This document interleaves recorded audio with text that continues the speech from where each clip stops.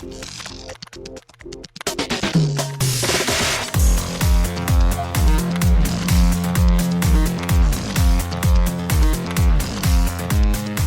and welcome to Too Fast, Too Forever. There's all kinds of family, we chose this one. This is episode 105. It's a mad, mad, mad, mad world from 1963. I'm Joey Lewandowski. I'm Joe too, and this episode is brought to you by Volkswagen. They've got you covered. At Volkswagen, they believe in being confident in your Volkswagen is everything, and right now, that means having coverage you can count on. Now standard on most of their 2020 and 2021 vehicles, their suite of products and services is committed to you that Volkswagen is the smart choice. Shout out Volkswagen. Shout out Volkswagen indeed. Well, we are talking about a very long movie that features a Volkswagen in it. Yes. After the break, we'll be joined by our very own mad, mad Mike Manzi. Yes, that's true. Stopping by to talk about It's a Mad, Mad World, Joe. But first up, extracurricular activities. What have you done? I actually do want to clarify, or I do want to point out to the listeners, our dear sweet listeners, that we're recording this a night early because you're going out to Pittsburgh this weekend. Yes. So emails are a little bit lighter today. I mean, there are still emails, so we might have more next time, but just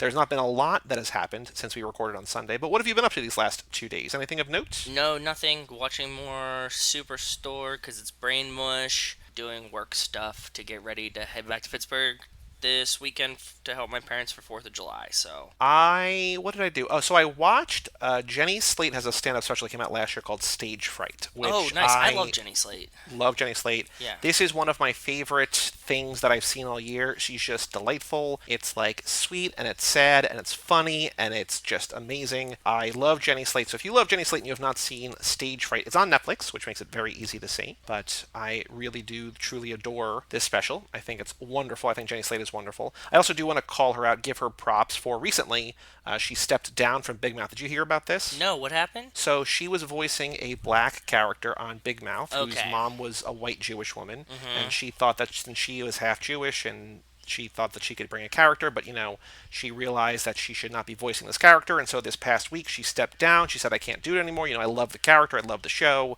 but I don't feel right voicing this character, so she stepped down. Kristen Bell stepped down from a voice on the new show Central Park, which is the show that the Bob's Burgers guy created. It's a musical, I think, on Apple TV+.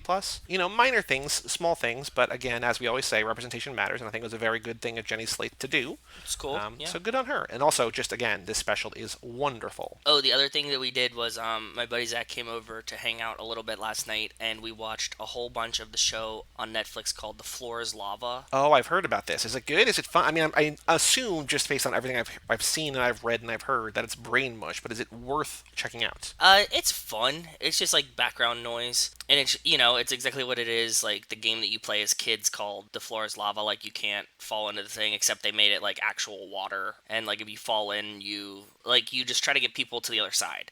Right, and it's a team of 3. It was a fun thing to watch for a couple hours while we were hanging out drinking beers. Because everything I've seen, like all the headlines I've seen, is like, this is exactly what our summer needed. It's like, this is going to save the summer. And I'm No. like, No, I don't think it's that. But it's a good, stupid reality TV show. Is it kids or is it adults doing it? It's adults. There's teams, and it's usually like a team of brothers or like a team of coworkers or. So it's like an escape room, but for lava. That's the thing. Kind of. Okay, yes, that's the coolest part about it is that it has like some escape room elements to it. Mainly, it's like a physical challenge without them like purposely fucking with them. It's not like MXC or something like a show that like they like make everything like a trap door or something, right? Like the stuff is like difficult to do physically, but it's not impossible, and they don't like try to make it so that they get like wrecked on purpose. Like the people like hurt themselves. So it's not like Ninja Warrior. It's that's why I said MXC, if you're Ninja messing Warrior. Up, yeah. So we were like watching that, and then also on like a very similar note, like I watched through we watched through 6 or 7 episodes of that, like as we were sitting there, because they're like 20. Are they half an hour or are they an hour? How long are they? I think they're half an hour. They're not. I mean, either way, I'm probably not going to watch it just because how much. Like, I just wondering. I don't know. Like, I know what I've seen in the headlines, and that's it. So I'm glad that this actually happened, so I could keep up with the what the kids are talking about. Yes, the other then we switched because we were like, oh, this reminds us of this other show, which is Holy Moly, and we watched a couple episodes of that too. Is that different than Hole in the Wall? Holy Moly is the Steph Curry. Oh, mini golf. golf? The mini golf one. Okay, because there was the hole in the wall where like you had to fit your body into the shape of the wall. Do you remember that? Oh, yes, I do remember that. Yes, yes, yes. I That they didn't then watch made a that one. game. They made a video game out of it for the original, for the Xbox 360, for the Kinect, and the camera, like it was so broken, like unplayably broken. Like those Uh, early Kinect games were like real bad. Holy Moly is cool because it's mini golf tournament, but it actually is more like Ninja Warrior, MXC. Like they like do fuck with them. Like that's usually like you take the shot and then like you have to like run through some kind of like obstacle course, and they like try to like knock them into water essentially. Gotcha. Okay. And like that's cool because like they'll have like golfers and then like younger adults. There's like athletic young adults and then like professional golfers, and like it kind of balances out. Rob Riggle's like one of the hosts on that. So like he does commentary. So it's like, it's as funny as you'd expect. So the Cool. commentary is like one of the best parts of it. But yeah, that's what I spent the past couple days doing, is watching these like good summertime game show contest kind of things. So, Yeah. yeah. I one other update. It's not even really an update, but I was supposed to go to a concert like 2 weekends ago. I think it was on Father's Day. No, not on Father's Day. It was on Father's Day weekend. It was the Saturday of Father's Day weekend. I was going to see Primus play all of Rush's album of Farewell to Kings, and it was going to be down at the Asbury Park at the Stone Pony, the outdoor stage. It was going to be cool.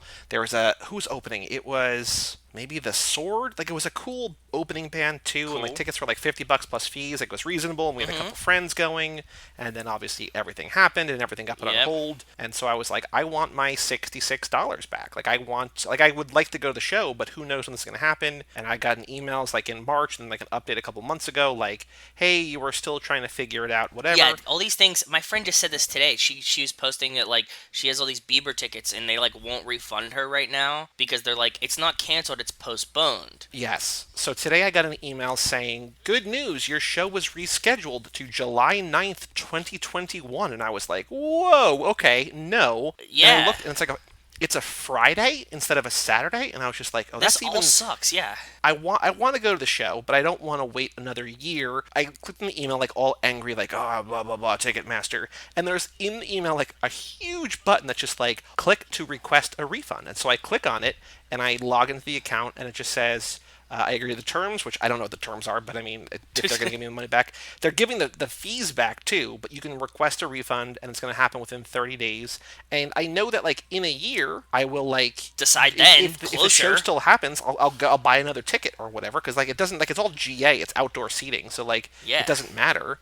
But I don't want Ticketmaster to hold my almost $70 for. I mean, they've already had it since like February. I don't want you to have it for another year. No offense, but Primus isn't really gonna like sell out. I think they would. I think they did I last mean, year. like not like enough that. Like yeah, no. If I need to buy aftermarket, it's not going to be like triple the price. Exactly, that's what I'm saying. And like you don't need a ticket a year in advance for it. You know what I mean? Like you can wait till it gets closer and decide if Right. you want to go. The only other thing, and this could go on the streets, but it's probably not. It doesn't make sense in either one of these things. Is that in this episode, in It's a Mad, Mad, Mad, Mad World, which came out almost 60 years ago, Yes. we talked about how there's only 3 living cast members from the movie left. All the main Yeah. cast has passed away. Only 3 people left. One of them, Carl Reiner, and literally Today, in the 2 days, or in like the 36 hours between the time we recorded and the time I woke up this morning, Carl Reiner had passed away. 98 years old, hell of a life, great comedian, great dude. yeah. I think we got to take the blame. Like my favorite podcast, I mentioned it a lot, Never Not Funny. They joke about how they have the curse. Like they don't. Whenever they bring up somebody like obscure, like I wonder if this person's still alive, or I wonder what they're up to. Like so many times, like multiple times per year, that person dies within like a couple of weeks. Like it's this Ugh. weird thing. I think we got to take the blame on this one. I mean, like Carl Reiner, a lot of people are probably talking about him, but we're like, wow, look at him, still alive, holding it down, representing this movie, and then it's a weird, weird timing. It is really strange. We've done all these classic car movies. It just so happens that we talk about it like 2 days ago, and then this happens, and I saw like a bunch of people post about it today. I was like, shit, we were really close. So yes, I acknowledge that we were a little cursed on this one. We have a Patreon page here on the show, toofast2forever.com. Shout out to Cassie Wilson, Jake Freer, Ben Milliman, Nick Burris, Alex Elnanen, Justin Kleinman, Brian Rodriguez of High School Slumber Party, Haley Gerbies, Wes Hampton, Christian Larson, and Jerry Robinson for Thank you all. supporting us over there. Thank you all so very much. Mm-hmm. We're going to announce at the beginning-ish of Lap 7, so in about a month, in the next month, we're going to announce on Patreon our 3 themed laps for next year that start in December and basically run through the next December.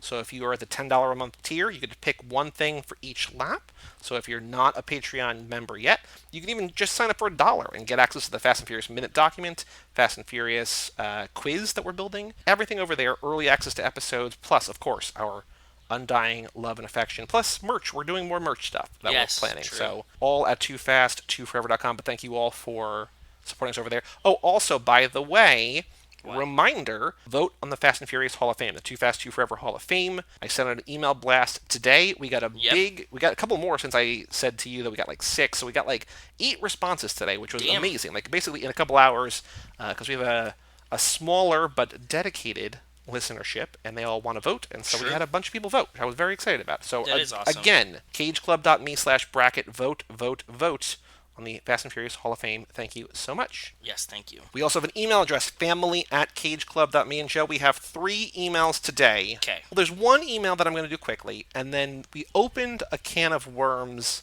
but like a weird can of worms. Like, not one that I ever thought that we were going to open, but we'll see in a second. Okay? Yeah, I'm curious now. So first up, from Jason Dickinson, subject line, all 8 Fast and Furious movies ranked. So now he's previously sent in rankings, I believe. Oh, no, he has. He's never ranked Hobbs and Shaw. Okay, so we can do this. He says, P.S. These are new rankings. So he has, from the top down, number 1, Too Fast, which you still have the same thing. Number 2, Fast 5. That is up 2 spots from 4 to 2. Okay. Number 3, Furious 7, which fell 1. Number 4, The Fast and Furious Tokyo Drift, which went up 2. Cool. Number 5, Fast and Furious 6, which is still the same place. Number 6, the original, the OG, which tumbled 3, from 3 all the way down to 6. Oof. Number 7, Fate, and number 8, Fast and Furious number 4, both of those in the same spot. Okay, nice. Fast 5 and Tokyo Drift both getting an upswing in the first one. The first one taking a tumble down. But cool, thank you, Jason, for sending that in. If you have not yet sent in your rankings, email family@cageclub.me. If you want to update them, whatever you want to do, you know how to get in touch with us. True. Next email from Jerry Robinson, subject line, Sizzler. What up, Jerry? I hope he's going to talk about... I dropped Sizzler because I know we have some fans in California, and that's like the equivalency of Ponderosa and... Well, there's also Sizzler in Florida, too. Was it like Bourdain or like... one of the like Vice cooking shows? I think somebody took Bourdain to Sizzler as like this is something that we did as kids and like brought him there. It was either Bourdain or like somebody like on a Vice show that is very Bourdain-ish. We will have to see. I didn't read this whole email. I just read part of it and I saw... Okay, but here we go. Okay. Hey, fellas. Hope all is well, especially on your end. Joe, too. I'm happy your father's doing well and sorry for the loss of the dog. So thank you, brother. We appreciate it. He's doing good. That's why I'm heading back there tomorrow, so I'll see him soon, too. He says, Ileana, his girlfriend, is very adamant about Friends. Like, that's one of her favorite shows of all time and has watched it repeatedly. Even I watched a few episodes with her, which I liked, but wouldn't get deep into it like she did. We did do a Warner Brothers tour earlier this year, and we did get to have coffee there based off the cafe from the show. It sends a picture of him and Ileana at the Central Perk pop-up shop. That's cool. So, you know the picture of the coffee cup that's in the diner? You know what I mean? The iconic picture of the coffee cup? No. It's kind of like pop art kind of feel to it. Oh, like yes. Yeah. Okay, that is done by an artist named, I think his name is Burton Morris. Burton Morris is from Pittsburgh, and my parents have met him a bunch of times, and he's actually done like cool Pittsburgh sports themed ones, like in the same stylings. So I have like an autographed Burton Morris like Penguins picture hanging in my house right here that's like right next to my head right now. So how cool is that, right? I do like that there's certain places, like Pittsburgh is one of them, I think Alaska, like Kate Hudson, like whenever you talk to someone who's from that place, they're like, oh, let me explain everyone who's ever been from my city. Yes, like yeah. Kate's always like, oh, that person's from Alaska. It's like, nobody asked, but cool, got it. Thank you. Well, Pittsburgh is more specific, and we had, you know, Keith Haring, and we had Andy Warhol. But, like, Burton Morris is cool, and the picture that's in Friends is cool, and, like, my parents meeting him and, like, knowing this guy now is, like, also really, really cool to me, so. Pittsburgh's more specific, but the population's not wildly different from Alaska. Pittsburgh has 300,000 people, Alaska's 730,000, so it's more, but it's not, like, wildly different for a whole state as opposed to just a city. Yeah, but, like, you have, like, all this land, right? Like, it's huge. Yeah, but, I mean, I think most of it is probably uninhabitable, right? On the note of Friends, though, Rachel was a huge fan of Friends, too. She has like all the DVD box sets, and she would tell me how much she enjoyed Friends. And then like I slowly started to get her to watch Seinfeld because she had never seen it, and now she's like firmly like, yeah, Friends is okay, but Seinfeld's way funnier. I don't know if your girlfriend has watched Seinfeld. I think it's hard to convert a Friends Die Hard into a Seinfeld Die Hard. I don't think know, that the Friends man. Die Hards, they do die hard. They do die hard though. That's true. Okay, fair. The moment you brought up Sizzler, it brought me back to times where my 3 friends and I would go there, each order the unlimited salad bar and tons of cheesy bread. We haven't eaten there recently because of the pandemic. He says a wrestling podcast I listen to calls it the Global Bastard, which I like. That's cool. I like that. He says, now I'm hungry from typing, gonna grab some food. Stay fast, stay safe, and don't be last. Don't be last. Thank you, Jerry. I'm glad I made you think of Sizzler. Yeah. Last email from Alex Ellenin, subject line, rock the vote replacements, which I don't know if people have noticed. I've stopped doing. Like, I check it every time, I just don't mention it. If there's Yeah, no that's news, I that was don't the mention whole it. that was the conclusion we came to, is that like you Yes. check it, but like we only report it, and instead of being like, hey, we are looking, there's nothing, we just skip it if unless there is Yep. something. I think it was Alex's idea, so he's got more ideas for how to replace that. So he Cool. says, and again, this is the can of worms that I mentioned earlier. Just watch an episode of Friends and provide a 10-word review of the episode, or just any fast connections and just a yes or no, no elaboration. I want it to be known I hate this idea, but I'm stuck on the Friends thing for some reason. God, how did we become a Friends podcast in 2 That's what I'm emails? saying. I don't know. I'm not a fan. Like, it's not that funny to me. I'm really not. I know that there's people that love it. It just doesn't scratch that right itch for me. Like, Friends was like, I've seen it all. This was the thing that, like, people were like, oh, like, you just haven't seen the good ones. And I'm like, no, I've seen them. They're just not that funny to me. So, yeah, sorry. Then he says you could also do a mission per episode of Crossroads, the video game, once it comes out, instead of devoting an entire episode to the game, just some thoughts. Which is actually a good idea. I've not that is a thought about really how good to do idea. that yet. That is a bridge we will cross when we get to it. Whenever that is. When is that supposed to happen? They pushed it back. They redated it, though. It's coming out Aug 7. Okay, so a couple weeks, actually, now that we're in 6 weeks? 5, 6 weeks? Yeah. I'm not going to spoil it now. We'll talk about it next episode, but we're going to do something similar-ish to what you're suggesting in a way. So just stay tuned to that for the Lap 6 Tune-Up Relap Recap. We've got something planned for you similar-ish to what you're saying, not Friends and not video game related, but stay tuned. Oh, that's right. Okay, I think I know what Joey's talking about. Like one of the first times ever. Your hints Maybe. are I mean, hints are maybe something that I'm no. We'll find out, or you're not. Either you are or you're not. Exactly. There you go. Very binary. Well, that's all the emails for today. Family@cageclub.me. Thank you all for writing in. If you want to write in, send in your rankings. Just say hi. I guess talk about how this is a Friends podcast. Yeah, I was now. gonna say tell us Family.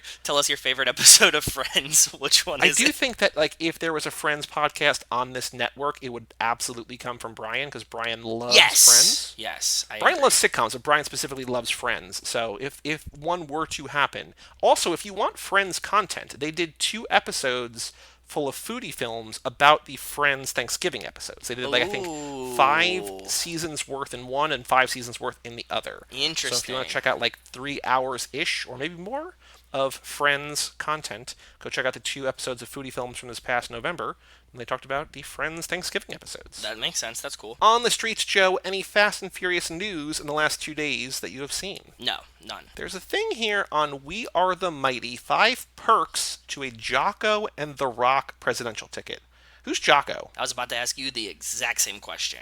Jocko Willink. I don't know who that is. He was on Joe Rogan's podcast as a guest, though. Let's see. Who's Jocko Willink? Oh, he's a retired officer of the Navy who's a former Navy SEAL. He's a podcaster and an author. Okay. Okay. Oh, this is just a bunch of jokes. Here's the 5 things. The Oval Office will be renamed the Presidential Octagon. Entire news segments will be dedicated to discerning facial expressions and sighs from both candidates.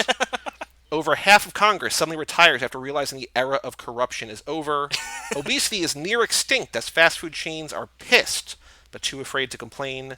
And an unofficial swear jar solely funds Space Force annual budget when anyone mentions SEAL teams. Oh, that's really funny. Yeah, he has like these like super ripped pictures online. He looks like a frightening dude. Can you imagine if Navy those SEAL. two? They shouldn't even have an election. They should just arm wrestle. That's like probably what, like 600 pounds of pure muscle? Yeah. Maybe 550, but yeah, whew. Jeez. No, The Rock is like they're both probably 250, right? Like they're huge dudes. So. I think The Rock bulked up a little bit. I think he got up to 280 maybe for Oof. for Hobbs and Shaw, but it's 100%. Yeah, I don't know. And then, do you know WWE legend Mark Henry? Mark Henry, I know the name, but I can't remember him. He was probably in one of the games too. Mark Henry. He says he gives off a presence when he walks in a room. I hope Yeah, in I the know future Mark we get him Henry. as a public servant. I can see him being president down the road. Yeah, I definitely know Mark Henry. Yep. I remember Mark Henry. I think he's still like in some of the like wrestling stuffs, but wow, I haven't thought about Mark Henry in a while. Well, now you have. Now I have. That's true. That's all the news that's fit to print for today. Again, sometime soon, I would imagine, although I don't know, it feels like nobody is doing anything with good reason, but I feel like there could still be promotion of stuff, right? Like, Yeah. as they push Mulan back, as they push Wonder Woman back, they're not putting out new stuff. They're not putting out just everything that's on hold is on hold. It's just like I guess they're worried, rightfully so. I don't know. But Yeah. give me another trailer. Give me some posters. Give me something. Exactly. That's what I want. All right, Joe, the final thing to do before we take a break and bring in Mad Mike Manzi is the Fast and Furious minute Ooh. 71, a minute I called, quote, "You want ass? Why don't you hit Hollywood Boulevard?"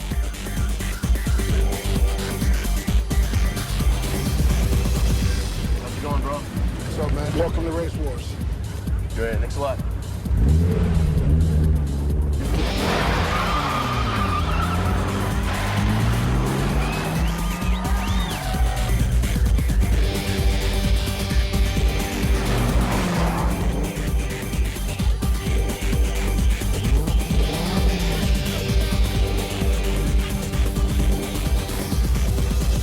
Baby, hey, baby. You should be watching from the side. I wouldn't want to get any exhaust on that pretty face. How about you put your money where your mouth is? Well, how about I race you for that sweet little ass? You want ass, why don't you hit Hollywood Boulevard? You want an adrenaline rush? It'll be too large. Right here, right now. What's it gonna be? So in this minute, Brian arrives to Race Wars in a Supra and gets a wristband for admittance or entry. Races continue as Race Wars attendees get cars registered and prepared for races, and then Letty is challenged to a race and ups the ante to $2,000. So my question to you first is, what is the structure of Race Wars? What do you mean? Obviously, two cars race against each other. Is there a tournament? Like, how do they get paired up? Is money always on the line? Is money left to the imagination of the racers? Because it feels like they're just going to race to whatever end, but then Letty's like, put your money where your mouth is, let's race for $2,000. But it feels like if she didn't say that, money isn't on the line inherently. So, like, how does Race Wars work? Any thoughts? I know from the drag strip that I would go to with my father. How it works normally is like you can just like line up and you just race whoever. But at the drag strip For pride. for pride, yeah, I mean, I'm Okay. sure that they're betting each other too behind the scenes, but like it's not, you But know, just officially, it's just like basically all scrimmages. officially it's just all scrimmages. And Okay. what you do is to balance it at the drag strip is you have to. Did I ever explain this to you? No, I don't think so. Two cars can be vastly different, right? At the drag strip, like, and you just pull up, you're just pulling up next to the next guy. Like, you could have a car that's, like, much, much faster. Like, you could take, like, a Lambo there and try to race, like, a Honda Civic, whatever, right? But what you do is you have to guess your time, pick the time that you think you're going to run, and you have to get as close as you can to it without going under. Huh. So, okay. And then So it's like a weird kind of thing between like a handicap in golf and like a reverse Price is Right situation. yes.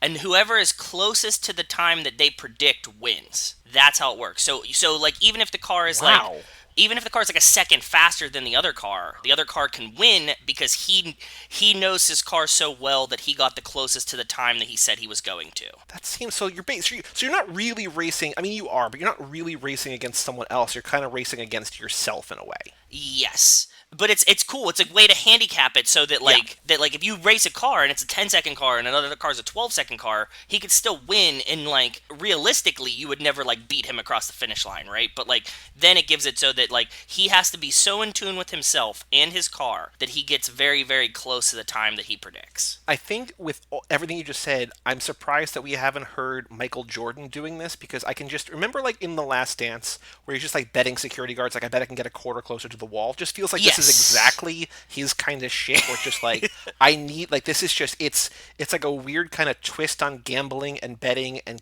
competition. Yeah. That's like, how have we not heard stories of Michael Jordan doing drag racing for this reason specifically? Yeah, but they don't have the time. Like, you have to have like a clock at the end, right? And like you have to submit your times to like the race guys at the beginning, and then they just do the subtraction at the end, right? Like they time you. I really don't know how Race Wars would work because some cars would have an unfair advantage. I have to imagine that these are straight heads up races, like street races, that like, you know, it's like first one across the finish line wins, and it doesn't matter whose car is faster, and you don't know. The handicap is kind of that you're blind, like you don't see what the other car's engine is and stuff.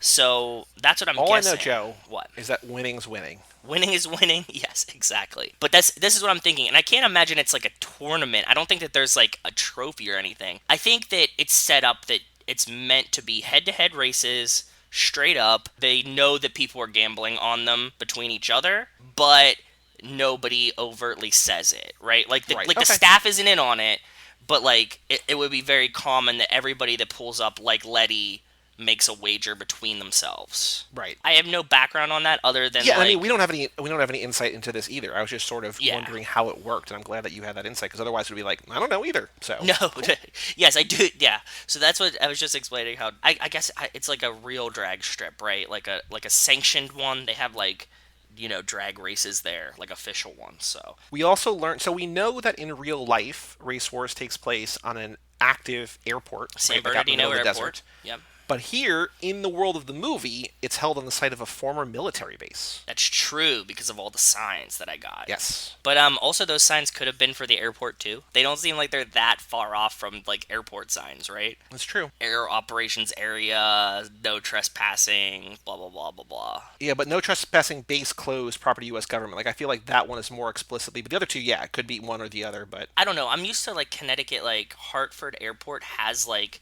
military sections of the airport. So like this might have just been like the military portion of the San Bernardino Airport. You get what I'm saying? I'm sure that's true of a lot of places. I don't know. Yeah, like along the coast and stuff, I'm sure that like a lot of airports house, you know, military planes for some reason that they could like take off from the airport, and it's like a section of it that like would use the same runways, but for like that part's just like on the side. So Gotcha. Okay. So we have here new characters, new people who have been here. So we're going to later go back through the document next lap once we finish this first movie and see what we missed. There are actually a lot of people on IMDb that I never thought to check, like Johnny Tran's father is credited. Like, he doesn't have a picture on Yeah. IMDb. I don't know if we're going to be able to learn a lot, but there's going to be a lot more people that we can learn a little bit of backstory from. But there are two new people who have lines, one much more so than the other, that we get in this minute. So we get, I believe, because I don't know who else this would be, and I want to get your take if you can think of anybody else, we get Samoan Guard. Can you think of any other point in this movie where we'd have a Samoan Guard? it has to be this guy that lets him in. Yes. Yeah, so the guy who's working the door, That says essentially, "Welcome working to the Race gate. Wars." Yeah, he says, "What's up, bro? Welcome to Race Wars." Gives Brian his wristband. It's played by this guy named Peter Navy Tuiasosopo, who, the cool thing is that he played E. Honda, Edmonda Honda, in the Street Fighter movie. Oh, nice. That's cool. So that was like in the mid-90s, and he also played, which I did not know or remember, that obviously that movie is based on the video game series, but then they made they made a video game based on the movie, but it's not like the main Street Fighter, but they had like Street Fighter the movie, and I think like in the cutscenes in that, he was obviously E. Honda too. That dude's also been in Batman and Robin, he's been in Speed Racer, he's been in one episode of New Girl, and he's been in like 7 episodes of The Young and the Restless. He's just like a working actor. Was this his first movie? Was this like his break on scene? Or No, was... 'cause- no, Street Fighter was 94. Oh, okay. He'd been acting for a while. The other guy, this was much earlier in his career. This one, a little bit of a, I'll quote Carragale or Regan, a little bit of a yikes.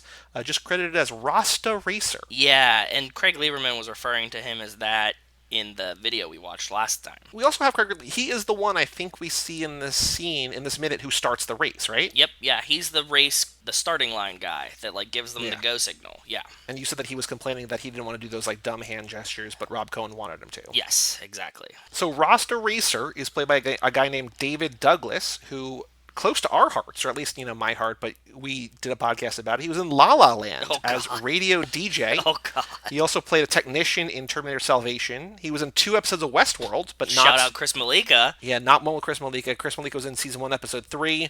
This guy was in Season 1, Episode 5 and 10. And he was also in an episode of Always Sunny, New Girl, and Veep. So he's been in almost 100 things. Another working actor. Yeah, I mean, he does, I guess, a good job just hitting on Letty and then, getting his ass set up to be smoked by Letty, right? So Yeah. It's funny because, like, I imagine that all of these guys are, like, background characters. So, like, you digging a little bit into them and being like, oh, yeah, they've been on all these other shows and stuff. I'm like, holy fuck. Can you imagine, like, how frustrating it would be for you to be, like, on, like, episodes of Westworld and stuff and people are like, oh, dude, you're the guy from Fast and the Furious. And you're like, I had, like, one line in, like, the background of Fast and the Furious. You didn't watch, like, the 2 episodes of, or, like, La La Land? Like, that won a fucking Oscar, dude. Like, what do you... I mean, it was Best Picture winner for about 15 minutes. Not even 3 minutes, maybe. Yeah, that's what I'm saying. But, like, still, you'd be like, I was in, like, an almost Oscar-winning movie for Best Picture, and you're like, you were in Fast and the Furious? Like, god damn it. Yeah. The only other thing that I have really of note, and then I want to go to the cars and see if there's anything of note in the cars, so I know you have a bunch of information there, is that I was reminded of My Cousin Vinny, where, how do I know that's not a bunch of ones with a 20 wrapped around it? Like, these people are just flashing $2,000. It's like, two grad. Yes. And it's like, how do I know? That might not be real. This is going to be a very, like, honor-based place. Oh, of course, sure. When Johnny Tran's like, go get my fucking car. You know what I mean? Like, this situation, like... Go get your fucking shine box and my car. Exactly. I think that, like, if you tried to, like, skimp out on your money at Race Wars, like, you'd be pretty bad. Like, I assume that, like, there'd be, like... Well, Jesse gets killed for it, so yeah, I guess that's you're what fair. I'm saying. I guess that's fair. Yeah, not, like, killed, but I'm assuming, like, if you showed up and you, like, flash a 20 with a bunch of ones around it and, like, Letty beats you and then you try to hand her that, you're just gonna get your ass beat by, like, a crew. Probably also, if this really is for the love of the game, essentially, like, you being, like, blacklisted is gonna be worse than any ass beating, right? Like, if you're just not allowed back in your community? You're gonna get ass beaten, they're gonna steal, like, the money's worth of parts from your car, which is like your baby, and then you're gonna get blacklisted. You can't come back to Race Wars. Like, fuck, like, it's the end of the world. Like, that sucks. So hit me with the cars. What you got going on car wise? So the 2 cars that race in this one before Letty and quote unquote Rasta Racer lineup are a Lexus and a Honda Accord. Somebody on the Car Movie Database commented and seems to know about the cars, right? One of my favorite things that I noticed here, the Lexus has a license plate that says Venom V8, right? I thought that was pretty cool because, as we heard that these were guys that brought their own cars, so, like, this is, like, their own car. This is his own vanity plate. But somebody that was on the forum was named Sal's Body Shop. He says, the one on the left is a 94 Honda Accord. He's sure of it because the owner's name at the time was Chris. The one on the right is a 95 Lexus SC400, belonging to John, a.k.a. Kong, which is a badass nickname, right? Yeah. And he said they work on both those vehicles in the past, and the Lexus had a Venom nitrous kit, hence the Venom V8, and it had a Toyota V8 in it. After the movie, Karma Motorsports, which is no longer there, added a sick wide body kit to the Lexus, and APR sponsored the front air dam and custom wide wing. They purchased the car from the customer and did a couple shows with it, and then sold it to an acquaintance of theirs, and he still has it. Like Craig Lieberman was saying, I don't know who has these cars or if they still exist or something. As of whenever this was posted, this guy says that his friend still has the car, which would be pretty neat to have. So that was my, like, big takeaway from this, which I thought was a very interesting little tidbit. And then the Nissan, the 240SX, that's Letty's car, right? Yeah. That's Letty's car. With soap number 207 on it. Yeah. Any other notes, any other thoughts, any other tidbits that you found in the Fast and Furious Minute? We have a lot of possible questions here. We're not going to do 5. We have 5 written down. You have 5 written down? Damn, I didn't even look yet. Okay. The funny thing to me was they had... The only other funny thing that I noticed in this is that they had 2 bottles of washer fluid hanging from the fence as Brian pulls up. Why did they have washer fluid hanging there? Like, it's, like, literally hanging from the fence. So, like, I was like, that's strange. Maybe you could it's buy there it for, like, if you come in with a soap number on your car already from last time, they just cleaned it it off? But why would you hang it to the fence and not set it on the ground? I couldn't tell you. Exactly, that's what I'm saying. So it's just like, or like you buy it as you walk in, like, oh man, like, fuck, I needed washer fluid. Can I have that one off the fence? You're like, what? Oh, I do want to say that the song in this minute, once again, is Race Wars by BT. It has a very, very, very Streets of Rage vibe, and I was talking about a couple episodes ago or whatever that I was playing a lot of Streets of Rage 4. Yes. It's like that kind of beautiful, like, 90s video game sort of music, and like, I had it on loop for like probably 12 minutes just like as I was typing stuff up and just picking things up and whatever, and it just felt like I was playing a stage in Streets of Rage, just like that sound in the background. Like, it was just a cool, great score again by BT. So just want to shout that out. I also want to say that we will see Letty race again in Furious 7 in Race Wars, and that's when Iggy Azalea calls her Ghost Girl and she has that panic attack. That's one of like way the to go, worst Ghost Girl! Where you been, Ghost Girl? it's one of the worst lines in Fast and the Furious. By the way, on Twitter today, can I throw this in there? Well, I put that in the episode. I put the audio in the episode, so people have probably heard it. But you finally saw the video. I finally saw the video. What Garrett was talking about. That Garrett was talking about, and he does like. I remember everything about my father. And he's so right. Like, I never caught it before. So next time you watch Fast 5, pay attention to Dom's. Well, Joey put it in the episode, but I mean, it dropped in. I don't think it's as bad as he's saying. But it's bad. It's worse than I remembered. It's somewhere weird. in between. It's a weird line in an otherwise like very tender, serious scene. Because like it comes at the end of like a sentence or like a little paragraph, and like he's saying everything normally. This I remember everything about my father. It's like, oh, okay. Yeah, like, why'd you put all these marbles in your mouth, you weirdo? Like, what the fuck is going on here? That really cracked me up today. Because, like, I was watching it, and like I said, like, when we were listening, and I was like, I don't really remember this. Garrett posted the video today, and I started watching it, and then I get to, like, and even the first, he's like, my father. And I was like, that's not weird. And then I keep watching the scene, and I'm like, oh, there it is. That one he should have shot again. Because I thought for a second that, like, either he was wrong, or that, like, he was overhyping it, or that I had the wrong scene, and then I was like, oh, I get it. Yeah, once you get to that one, you're like, yep, there it was. I just didn't catch it, how, like, jumbled it is. Also, Garrett tweeted us, he said he had a better, actually, very specifically to this minute, which I think may be what inspired him, he had a better title for his movie. Yes, I did see this. He said, want to know how dumb I am? It just occurred to me now that the full title of my pitch in grand Fast and Furious fashion should be Fast and Furious Presents Sons of the Furious - Race Wars. That's great. I love it. Any other thoughts about the minute, or do you want to do the trivia question/questions? I want to do the trivia questions/questions. I would say, I didn't even read yours yet, that if I had to ask a question, I would ask about the vanity plate of the Lexus. Because it's Venom V8. That's pretty interesting. You see it on screen. You definitely would have read it. That would have been my question. So here are the ones that I have. I have two Go that ahead. I don't like. The two that I don't love is, where does Race Wars take place? That's going to be like the military base, or we could even call it the airport. Not thrilled with that, but just throwing that out it's there. kind of vague because it's San Bernardino Airport, but it looks like a military base, but yeah. We could have an answer, but it's not exactly. There's not one specific answer. I get it, yep. The other one I'm not crazy about, just because, again, there's sort of lack of clarity, is who signals the start of the races at Race Wars, which, again, he might not do every race. He might just do a few. So, again, Craig Lieberman, right, but, like, not necessarily every race. We don't see every race, so... Yeah, that's fair. And we asked about Rob Cohen, and we asked about other people, too. You don't know it unless you know it kind of situation. Right. I get it. I did like it, though. That's not terrible, but, yeah, we have other options. Three. I just don't have a wording where I would feel comfortable, like, this is the right answer, and these are wrong answers. Because, like, it's not always Craig Lieberman, necessarily, so I don't know. Yes. So then the three that I have left, and I think they're on pace with your Venom one. Number one, how much money does Letty race for in her first on-screen race at Race Wars? Too easy. Who does Letty race in her first on-screen race at Race Wars? That one's good, but I think that the answers could get like, because he's not named, right? So, like, I like your last one. I like this one. What number is Letty's car? I love this one. So we'll do that. We'll do it's 207, right? 207? No, I don't like that. I want like 207, 209, 201. You want to make it really hard. Yes! Okay, so 201, 204, 207, 209. Or no, 507. Well, I feel like if there's 207s, it tips off to that it's 07. Okay. Unless we want to change it to like 104, 204, 207, 507. But even then, it's like there's two 200s, there's 207s. Yeah, this is really hard. Okay, cool. I like that. I was just looking at it and I was trying to, like, you even have the answer bolded and I'm like, what's the answer? My original one that Joe said no to that I didn't vocalize was 107, 207, 307, 407. Yeah. W Disney. What number is Letty's car at Race Wars in minute 71? You want ass? Why don't you hit Hollywood Boulevard? 207. Yes. Brutal. Brutal. Any other thoughts, or should we take a break and bring in Mad Mike Manzi? I think that's good, and that made me really... I sent it to my friends, and the only response I got was, fuck you. Oh, and actually, somebody got it right, 207. Wow. Okay. All right, let's take a break, and let's talk with Mike Manzi about It's a Mad World.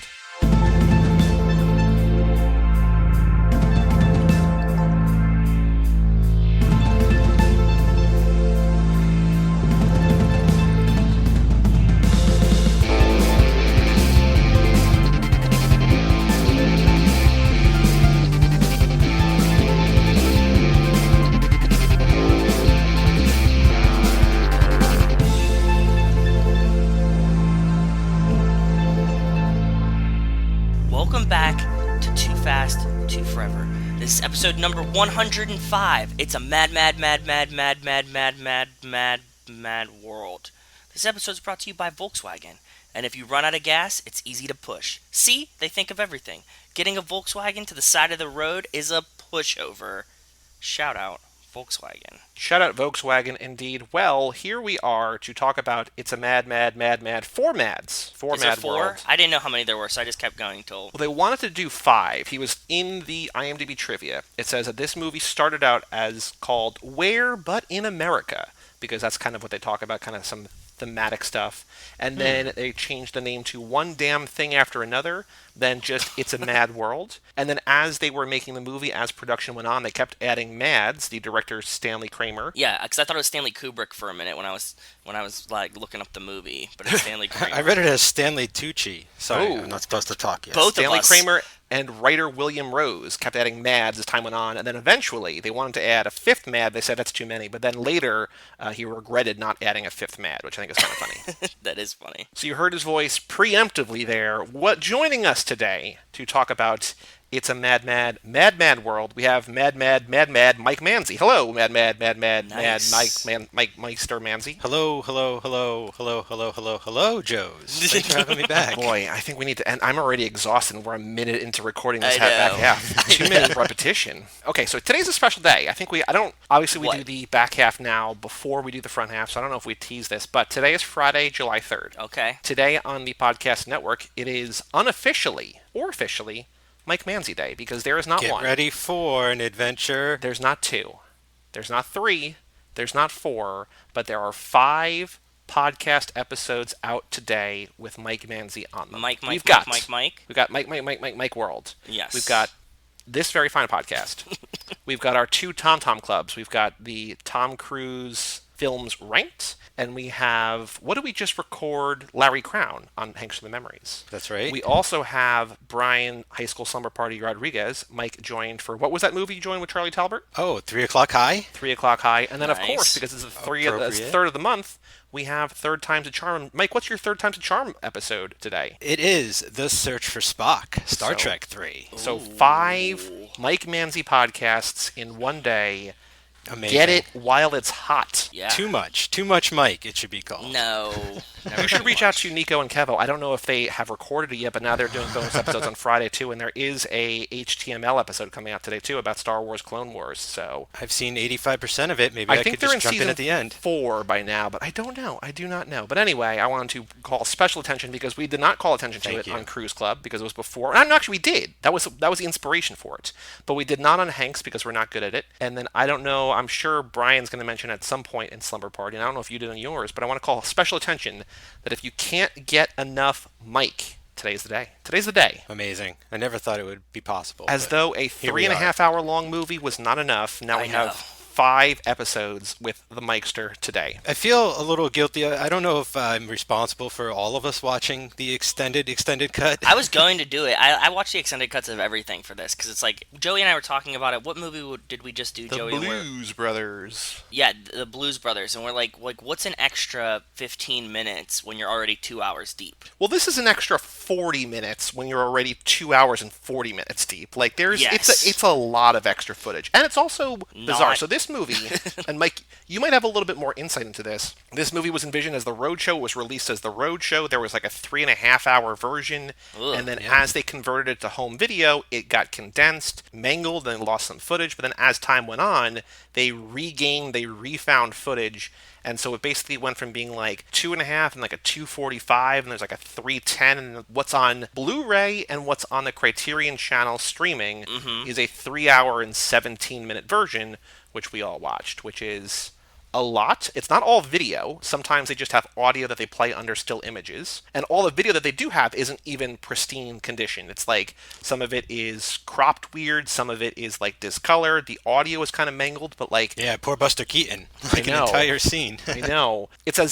Apparently it's as close to the original version of the Roadshow, the version that they showed in theaters, as we can get. Because that's just what they have. That's great. That's what I always try to watch as well. When we were in college studying film and stuff, like I was a huge fan of Metropolis, and I think like over the course of like a decade, they found like so much additional footage over the years. They ended up releasing like 5 versions of it, and like because they just keep adding on to it, like every piece that they find, until they can make like as complete a version as possible. So that's why I loved to watch this version, because I love seeing it mix and match and put back together again. It's kind of fun. It's kind of an interesting feel. That's what I thought too. Like I was worried that it was like taking me out of it, but I kind of liked how jumbled it felt as like a Roadshow kind of version. So it didn't bother me too much. Like if you're gonna watch this movie, just suck it up and watch the 3 hour and 17 version. Brian Rodriguez and I have come across this before, actually, on Third Time's a Charm. I think it was in like one of the Prom Night movies, or maybe it was even in one of the Slumber Party Massacre sequels, where there were drastic cuts for home video or for television, and then we were watching the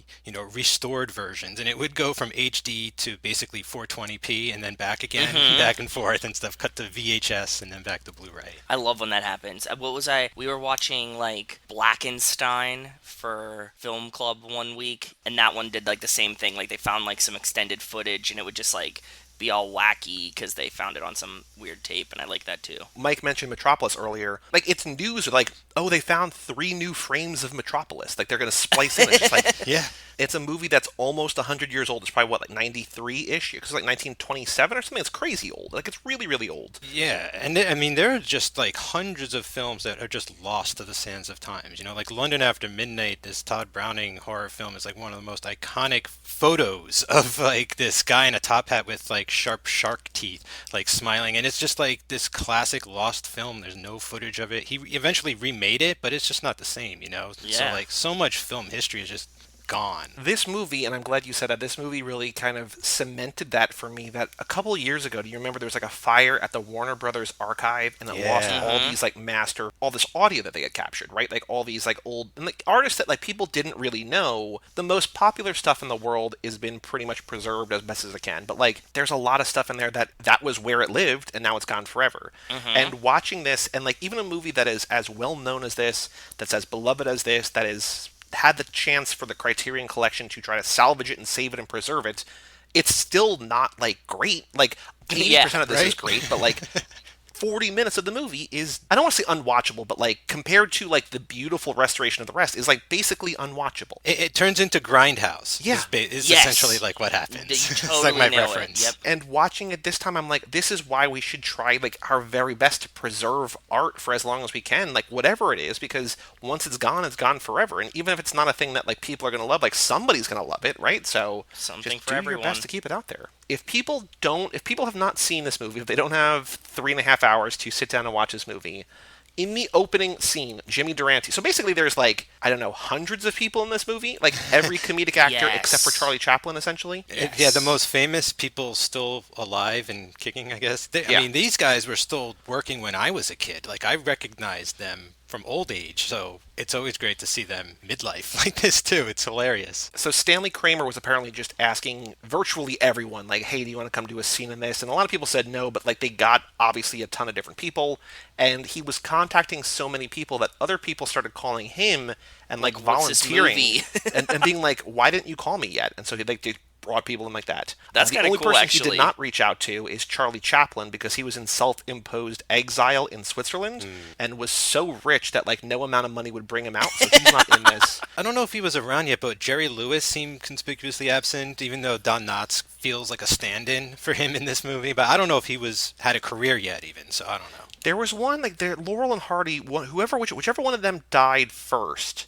Obviously, was not in this movie, but then his partner was like, I vowed to never perform without my partner, so I'm not going to be in the movie. But somebody else wore the pork pie hat in their honor. So like, there's like touches of people who aren't in here. But Mike, you mentioned before, Buster Keaton was going to be the Smiler Grogan, the guy who dies at the beginning of this movie. But then that went to Jimmy Durante, and then Mike, you mentioned that Buster Keaton got reassigned to this other part that is lost to the sands of time. So there's just like a picture of Buster Keaton, which would be like in place of him probably doing like amazing physical comedy that we just can't see, right? Yeah, So, he's in one wide shot at the very end. You wouldn't even know it was him unless you knew he was playing that character. oh, and that's also the crazy thing is that this was shot in 2.76 to 1, which is like, what do they call it? Like, it's just like a super ultra panorama, panoscape, whatever, right? It's beautiful. It's gorgeous, and the blocking is incredible. And this must have taken so much patience to make this movie. Just the craft of it just seems like so amazing. I like how wide it is. I agree. I think I was noticing that it's like very wide because the shots just pan super long. Like When they released it to home video originally, they pan and scanned it down to 1.37, which means half of it was cut off. Ouch. Fully half of the screen. So people, like entire characters were just cut out of scenes. Like there's no way, there's so many wide shots where like it just spans from side to side and there's just no way to have them in the movie. And it's like a bummer. I mean, we talked on here about like The Simpsons getting cropped on Disney Plus and stuff and then fixing it, but like, I mean, you're losing a lot, but this is half of a movie that you're just not seeing. Yep. And one that's filled with like, you know, practical jokes and practical stunts and effects. Yep. So, like, Turner Classic Movies and Martin Scorsese put out a great public service announcement, like, a long time ago, actually. But you can catch it online. They air it every once in a while about the reason for widescreen and how bad pan and scanning and all reformatting stuff is. And I could never imagine watching this on VHS. Like, it would be, like, especially after seeing it this way, I could never, like, want to do that. I agree. And I first saw this movie on Turner Classics as well, so another shout out to those guys for actually presenting movies the way that they were originally intended. For sure. As much as possible. And the one other bit of trivia that I want to say before we get going is that you mentioned all the physical comedy and just the way the blocking and everything is that every lead actor in this movie got 2 scripts. They got one of dialogue and one of the actions because there was so much stuff happening, that's literal cool. things happening on screen that they had an entire other screenplay that they were just like, hey, this is what you're supposed to be doing in the movie, which is just bananas. Like, I don't think, like, you don't do that. No, that's logistically genius, though. Who thinks of that? A genius mind, I guess, you know, but like, I couldn't imagine, like, that seems like something they should be doing with stuff like Star Wars, right? Where it's like, let's just focus on the dialogue here, and then we could really polish the action over here, and then we'll just, like, merge it together. It also seems like kind of like a Tommy Wiseau kind of idea where like this could have gone really horribly if like they wouldn't have like had good actors and like they'd executed it well, right? Like if you were like, okay, you get 2 scripts, but like one's what you're doing and one's the dialogue, and they're like, Like, Tommy hands you a script, and you're like, Tommy, there's no dialogue. Yeah, it's just action. Yeah. Just do it. So what this movie is about, for a movie that is 3.5 hours long, it's wildly simple. Is that at the It very is, beginning yeah. of the movie, Smiler Grogan dies. He's in a car crash, as we've seen time and again on this lap. A car goes over a cliff, Immediately, lying yep. dead, about to die. And this group of 5 dudes, in a group of 8 people in total, 2 wives and a mother-in-law, the 5 dudes run down to see what's going on, and he says before he dies, I buried $350,000 200 miles from here. It's under the Big W. And then he dies. Like, he tells roughly where it is in this park. Look under the Big W. The next 3 hours and 15 minutes, or no, actually not, because there's like a 7-minute credit sequence, which is amazing to open the movie. So the next like 3 hours is them getting to Southern California to find the money. And that's the movie. Everything possibly goes wrong. and it's essentially just a giant car chase too. like the whole It's a movie. car chase, it's a plane chase, it's a bike chase. Yep. It's like every planes, trains, and automobiles to find this money. I was thinking it's got like Cannonball Run going. Definitely with it. It's got, Cannonball like, Run. Rat Race. I don't know if you guys have seen that movie, Rat Race. We talked about it on Our wait, when did last we talk episode. about it? Yeah, we were mentioning that we were going to do this movie next, and our guest Garrett from last episode said that, like, you guys know that Rat Race, the movie, is based on this movie. Oh, okay. It's like kind of like a that makes loose lot of remake, sense. right? It's incredible though how the inciting incident is within like the first like 3 minutes of the movie. Oh, yeah. You get all the exposition you're ever gonna need within the next next minutes of the movie, and then it's just off and running for 3 hours. Like I was so confused because I hadn't seen this, and like when I saw it, I was like, okay, like this is gonna be like a long, slow burn. Like I was getting mentally prepared for it this morning before I watch it, and then like no, the movie like starts with a car jump. They tell you exactly what they're gonna do. I was like, wow, we didn't like waste any time doing this, and then it's like, okay, then you get 3 hours of like chaos. They cut back to the cops every once in a while and stuff, and like that's a lot of fun too, what's going on there. But primarily it's these people on the road trying to get from point A to point B, and it's just like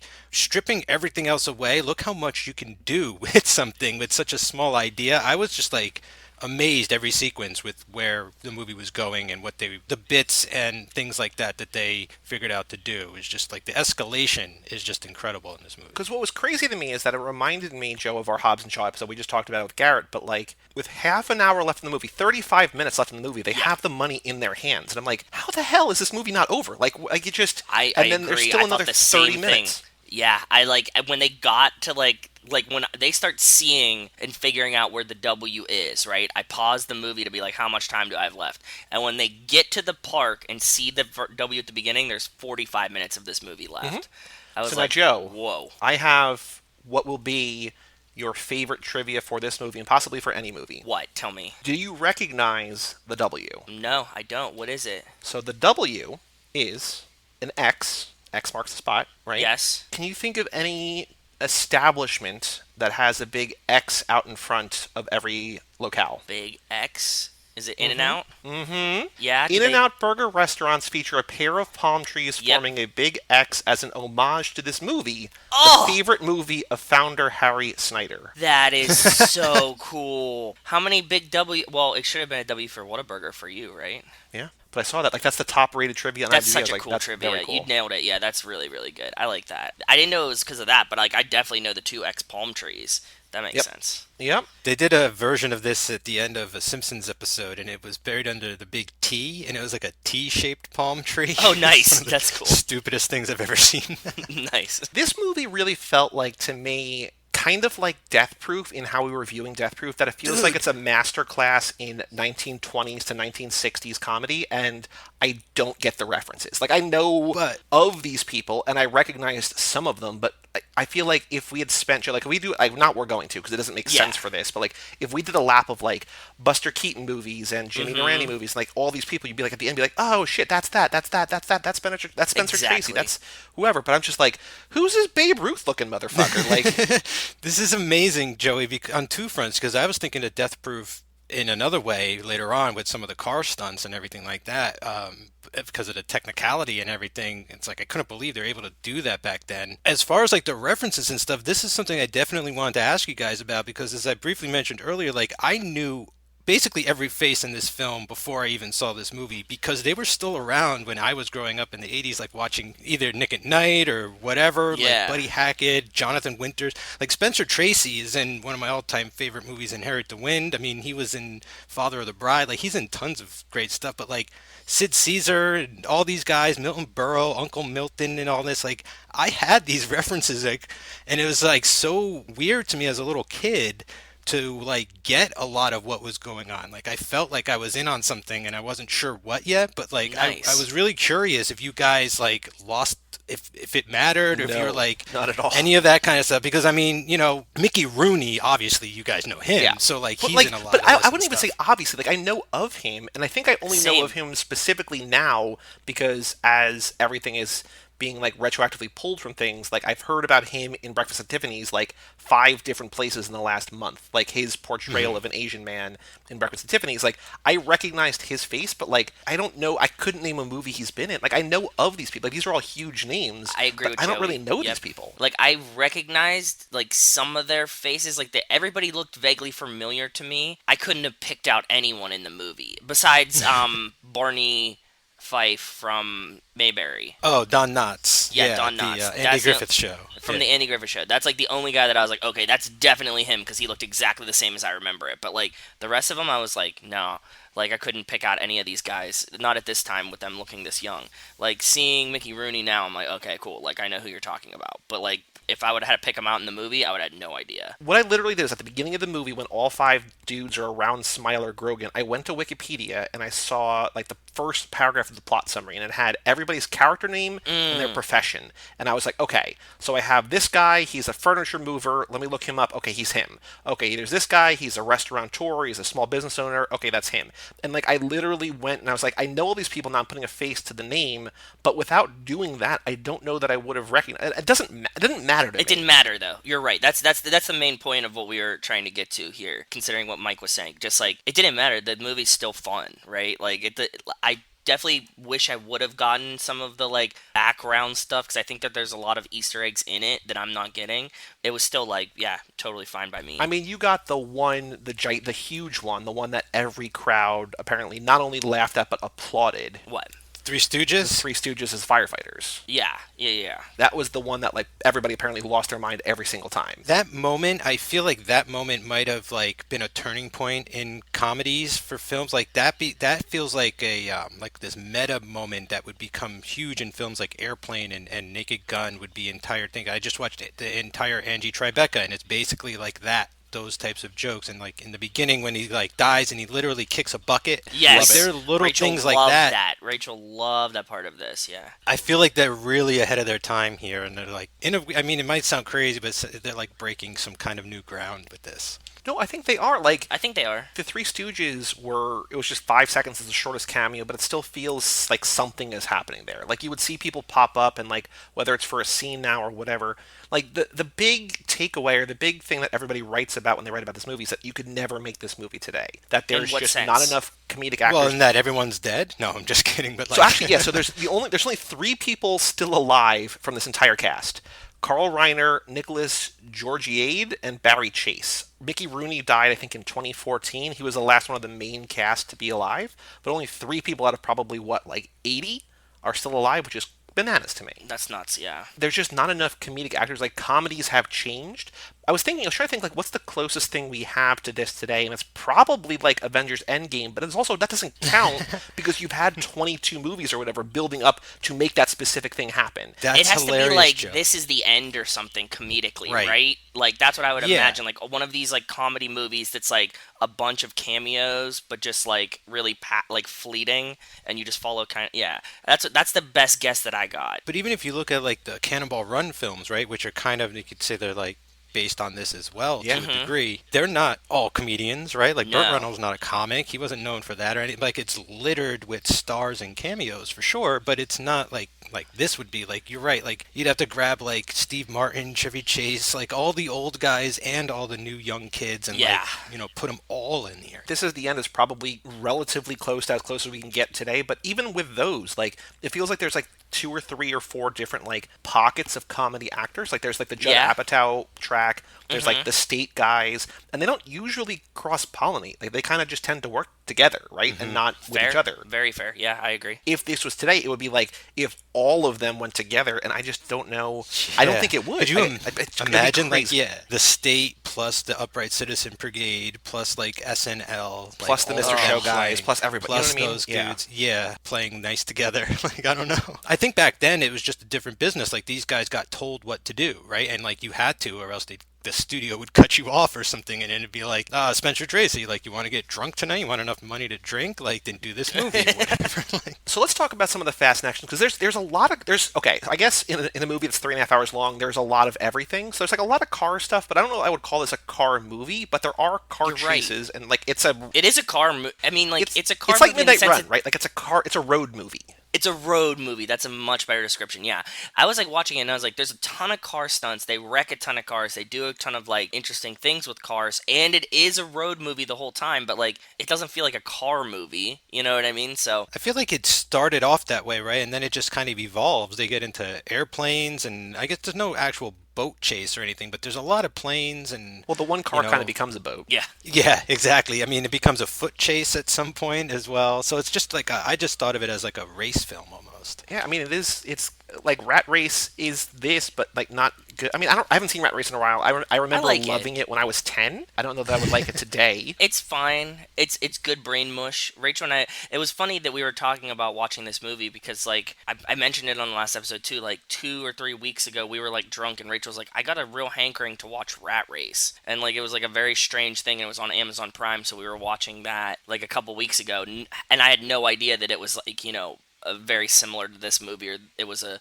homage to this movie. I mean, watch it again. It's funny. Like, it's fine to put on in the background. A good Saturday afternoon movie. It's nothing that you have to like go watch immediately. It's got some Smash Mouth there at the end, so you get your Smash Mouth finale. Well, actually, you know what? It's around the same time. It's a totally different thing. Rat Race is much closer, but it's also like Mystery Men at that time feels a little like this. We're just like, why are all these different weird people in this movie? I don't understand. Yeah, that's fair. Yeah, maybe it did something about maybe that's another thing. Like this movie was like, oh, look at how many like different actors we can get from across the different studios or whatever. Is like, who would have ever imagined you'd see this guy act with that guy, and like that could have even been like a new thing too, where it's like, oh shit, now like, yeah, what is keeping these guys apart in the same film from now on? And you know what I mean? And like maybe it opened a door to create more interesting and elaborate ensemble movies. I don't know. Yes, I mean this movie probably influenced everything in like both very obvious and very subtle ways, right? I agree. Yeah. It felt like that for sure. Probably pulling from like a million things like we'll never even realize too. I'm Exactly. sure. So let's talk fast and actions. There was one, I mean, the big one, Mike, you were mentioning before, that is just like the most crazy fast action of all time, which came up again in another thing this lap as well. What? Tuna connection. The tuna connection. Oh, Yeah. dude, the tuna factory robbery. Yeah, like once I heard that, I was like, motherfucker, like this is like really it. They nailed it, right? Because I'm like watching this and I'm kind of like so preoccupied with like the physical humor of it and like all the gags and stuff that like I was like kind of losing track of the fast connections or like trying to watch to like consider what's happening. Once they said like they robbed a tuna factory, I was like, oh god, this is perfect. I perked up like immediately. But also I remember the first time watching this movie, I didn't catch that. Like this is only the third I mean it's a three So and a half 10 hours movie, of your but life watching this movie. this is actually the third time I've seen it. So I saw like it on Turner Classics, so I saw like the original whatever cut was just the DVD cut. Years later I got the Criterion and I sat down and watched this extended cut and then rewatched it again for this time. We had another tuna movie that I had to look up because I couldn't remember, but remember My Cousin Vinny all starts with a tuna factory too, where or not tuna factory, hello, starts with tuna when he robs the can, he steals the can of tuna from the gas station or from the rest stop or whatever, and then they get arrested and they think they're going to jail for robbing the tuna, but instead it's for murder. But like, Comedy car movies are tuna linked to the Fastiverse. I guess so. The first time I watched this movie, I didn't even know where the money came from. I totally missed wherever the fortune was from and buried, and I must have just tuned out at that moment, no pun intended, tuned out for too much tuna. But this time, yeah, I remembered from last time, and but this was the first time watching it after you guys had started the Too Fast, Too Forever podcast, so like my ears were like on fire as soon as he said the tuna factory was robbed. I was like, oh my God. I also like that it was 15 years ago, right? It's been a long time coming. That is almost, I mean, it's been a little bit more than 15 years since the tuna on white no crust, but like it's basically like if we were just recovering now money that they had made from jacking the truck in the first movie. It's like that much time has elapsed in the great tuna heist of Smiler Grogan's history. One of the great sequences in this movie is the service shop, the garage, like the gas station demolition. Oh, yeah. There's a fast action in there that he's using the engine block as a weapon, which I think is, Dom uses a little bit he threatens to, right? He like grabs the chain. Jonathan Winters was accidentally left on stage and bound in black tape, and everyone else went to lunch, and they came back like an hour or two later, and they realized he couldn't even free his arms. And so in retaliation, he gave a 3-hour lecture on forced potty training, which I guess means he might have peed himself while they were gone. I don't know. That's kind of a weird, dark turn, but a great scene. Was it like comedic or like? I have no idea. That's all I got. I don't know. I didn't look further into it, but there's a. I feel like his character too gets gets the shaft the most in this movie as well. Like maybe things were just getting too real, like during filming, and they just were like treating him like they were treating his character, like not even realizing it. What other fast actions? Got a couple, but I've been talking a lot. So Joe, Mike, what other fast actions aside from the tuna factory? What'd you catch? I like the music when you first get to the police station and you see the assistant cop like go get the coffee, and like everybody stops and they play like exotic music to sexualize her. And I was like, oh, that's very Fast and the Furious of them, like a Giselle like walking away moment, and it like slows down and you get like the shot from behind, and I was like, oh, that's pretty funny. My favorite fast action comes at the end when they're all in the body cast at the end, and I so wanted somebody to flex out of it like so badly, like a paper mache body cast. Like I just wanted somebody to be like, ugh, and just do the Rock and just like break it, but like sadly I didn't get that. Yeah, only The Rock can do that. But what we do get is we get the movie begins with somebody literally kicking the bucket, and it ends with a literal slip on a banana peel, which I was like, that is Yes. comedy from start to finish. Yeah. So I got one. What is I it? thought of Fast Action. When Buddy Hackett and Mickey Rooney are trying to land a plane. This is the Carl Reiner sequence, actually, and they're talking to the air traffic controller guys. Yeah. The one guy they bring in, they're like, forget about the brakes. Don't worry about the brakes. We got the longest runway ever. Like you're not gonna have to worry about it. You'll just gradually come to a halt. I didn't even and you'll think stop of on your that. own. The runway is so long. Oh, it won't God. even matter. You're so genius. That's perfect. I didn't even think of that one. But yes, they do mention the world's longest runway. Oh, man. Fast 6. There we go. Maybe it's the same runway that they were in, but that goes across Germany all the way to California or whatever. It's like the Autobahn that just spans the Atlantic and all of America, or all of Asia and the Pacific, whichever Exactly. way is maybe shorter. It's like that world train map that's been circulating online recently. Have you seen that? Like the world subway system or whatever. If it No. was just like the world's runway or something. Oh, no, Yeah, some I guy haven't just seen did this. like a Photoshop trying to connect like all the major cities around the world with like a train system or something. Oh, that'd be cool. Interesting. Yeah, like a Hyperloop. There were a couple, it's not exactly fast connections, but connections to other movies that we've covered this lap, in that we've got so many cars going off cliffs in this movie. There's many. also, and we don't see the accident, but there's a tunnel that they approach, and I was like, ooh, Italian job. There's something happens in the tunnel, and like the car comes out missing a tire, like the whole tire comes out first and the car comes out after. But I was thinking about the Italian job, but the Italian mafia, just there, right, just ready to like kill people or like blow up cars by having the bulldozers parked there. And I was just like, there's a lot of cars blowing up or getting damaged or becoming road unworthy in similar ways in this movie. I liked all the car stunts in this, and I liked how many times they would go like up and down a hill, like in these old ass cars, like that don't have great suspensions. Like I was like, holy shit, they must have broken like a ton of these cars in this filming. Do you know how many that they like broke, or like how much that this cost? No, they don't have that. No, unfortunately, I don't. They didn't have that on DVD. I didn't dig deeper. Like I could always dig deeper in these movies, but I It's don't okay. have. Like there's like a lot of trivia on there. A lot of people references to performers and everything. I'm like, I don't really have the context. So No, because like when I was watching this, that was like one of my main things about this, because we always talk about like how much damage does the Fast Fam do in a movie, and like these guys destroyed everything. Like the sets had to be so expensive because they just like demolish everything consistently, like throughout the whole movie. They're just like breaking everything. There was a really funny credit in the opening credits where they're like apologize to the following Oh, cities. yeah, I wrote that down exactly verbatim. It's our thanks and apologies to the following California communities, which I think Rachel is very, loved that very too. funny. That intro scene is really cool too. We were talking about it because what movie were we watching, Joey, that they had like a really long, was it Cannonball Run, where the car comes around through like the Fox logo? Oh, yeah, it was a Cannonball Run. There was supposed to be one in Smoking the Bandit, but the version that I watched didn't have one, so I don't know if they cut that or maybe that was just in theaters. I don't know, but yeah, it was a Cannonball Run with Hal Needham's movie, yeah. Yeah, and so like when I saw this, I was like, oh, that's really cool that they just like did this very extended opening sequence. Like, I also liked in the opening credits that they put who they put first? Spencer Tracy first, and then they put everybody else in alphabetical order after like a bunch of cameos, like they have the Three Stooges and everything, and at the end it says, and Jimmy Durante, it says, and a few surprises. And I was like, that's such a weird, cool thing, just like, hey, we're putting a lot of names up here, but like, there's still some stuff here that you're not going to be expecting. I like that too, because don't you get frustrated when you see a movie and they like have who's in the movie, but it's like a surprise in the movie? Something similar to this, I feel, came up when Joey and I were doing the Cruise Club Tom Cruise clip show, and he appeared in Austin Powers 3. And I remember telling Joey, like, that was a complete secret, like like nobody leaked that. It was like prior to the internet even, I think, being a big thing and stuff. But it felt like the same kind of thing where it wasn't in the credits. It's like, look out for something special, but like right at the top of the movie is like blowing your mind with like. Well, because we were even talking last episode about Hobbs and Shaw about how like we follow along with like rumor sites and everything like that. And we had no idea that Kevin Hart was going to be in the movie. So when he like turns around in the seat, we're like, how did this happen?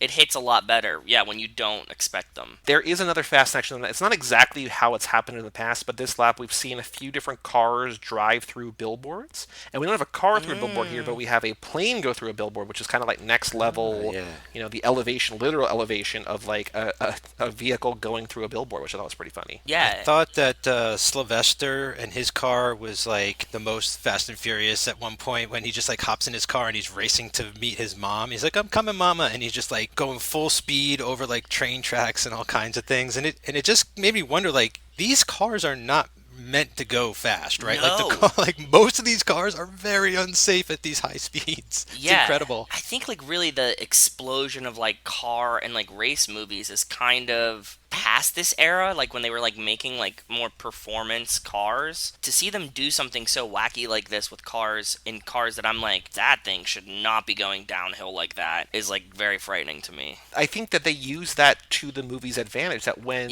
Otto is trying to escape from that like park and he's got the little kid getting, and he's just like, basically, how do I get out of here? Because my car can't go that way. Like, I can't do that thing. And the kid's like, just follow me. Give me $3 and follow me. And then he goes and tries to cross the river in the car. And then the car just becomes, he's like, it's a canoe. But apparently that guy can't swim. The actor can't swim, and he almost drowned doing that, which is... Oh, that's crazy. He's my favorite part of the movie, Phil Silvers. Like, as soon as he shows up, I can't stop laughing. Like, just the way he smiles and all that shit, like, it's written on his face, like, like he's a total, he's just out for himself and everything. But I love his stuff, I think, the most, to be honest. And he's the one who's on his own the most, I think, too. Is he just like a shady, like just like a greasy guy? Like, he's not like actually a CIA agent when he gets rid of that guy, right? No. Yeah, he's just like a con man, I think. Yeah. Okay. Right. Cool. That's what I expected. And that's another amazing thing about this movie too, is like everybody has an identity, right? It's not dwelled upon. It's like, yeah, maybe this guy's a dentist and this guy tried to sell seaweed, edible seaweed and all this,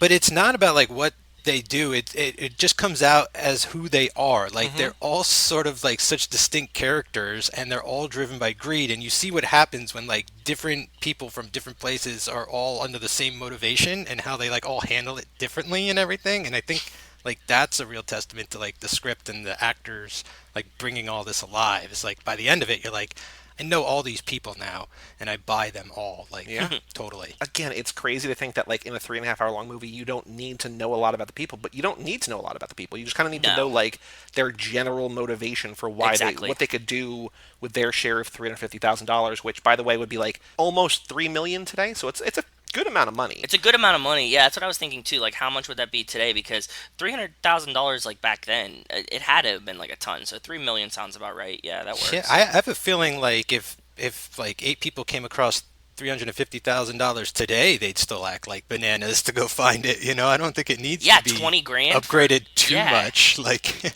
I'm with you. Like 20 grand would be like pretty solid. Like I would definitely spend a 2-hour road trip to go dig up 20 grand worth of like my share of the money. And I do think it's very funny. Like it was reminding me of like things that we like as we've tried to plan podcasts or whatever, like trying to come up with like this very meticulous, like, okay, how many shares? Because it's not 5 shares, it's not 8 shares. Okay, we got 25 shares, and I still don't even fully understand the math. It's like we got 3 people in your car, so that's 3 shares. But then because there's 3 people in a car, that's 3 more shares. I'm like, that doesn't. It was every action.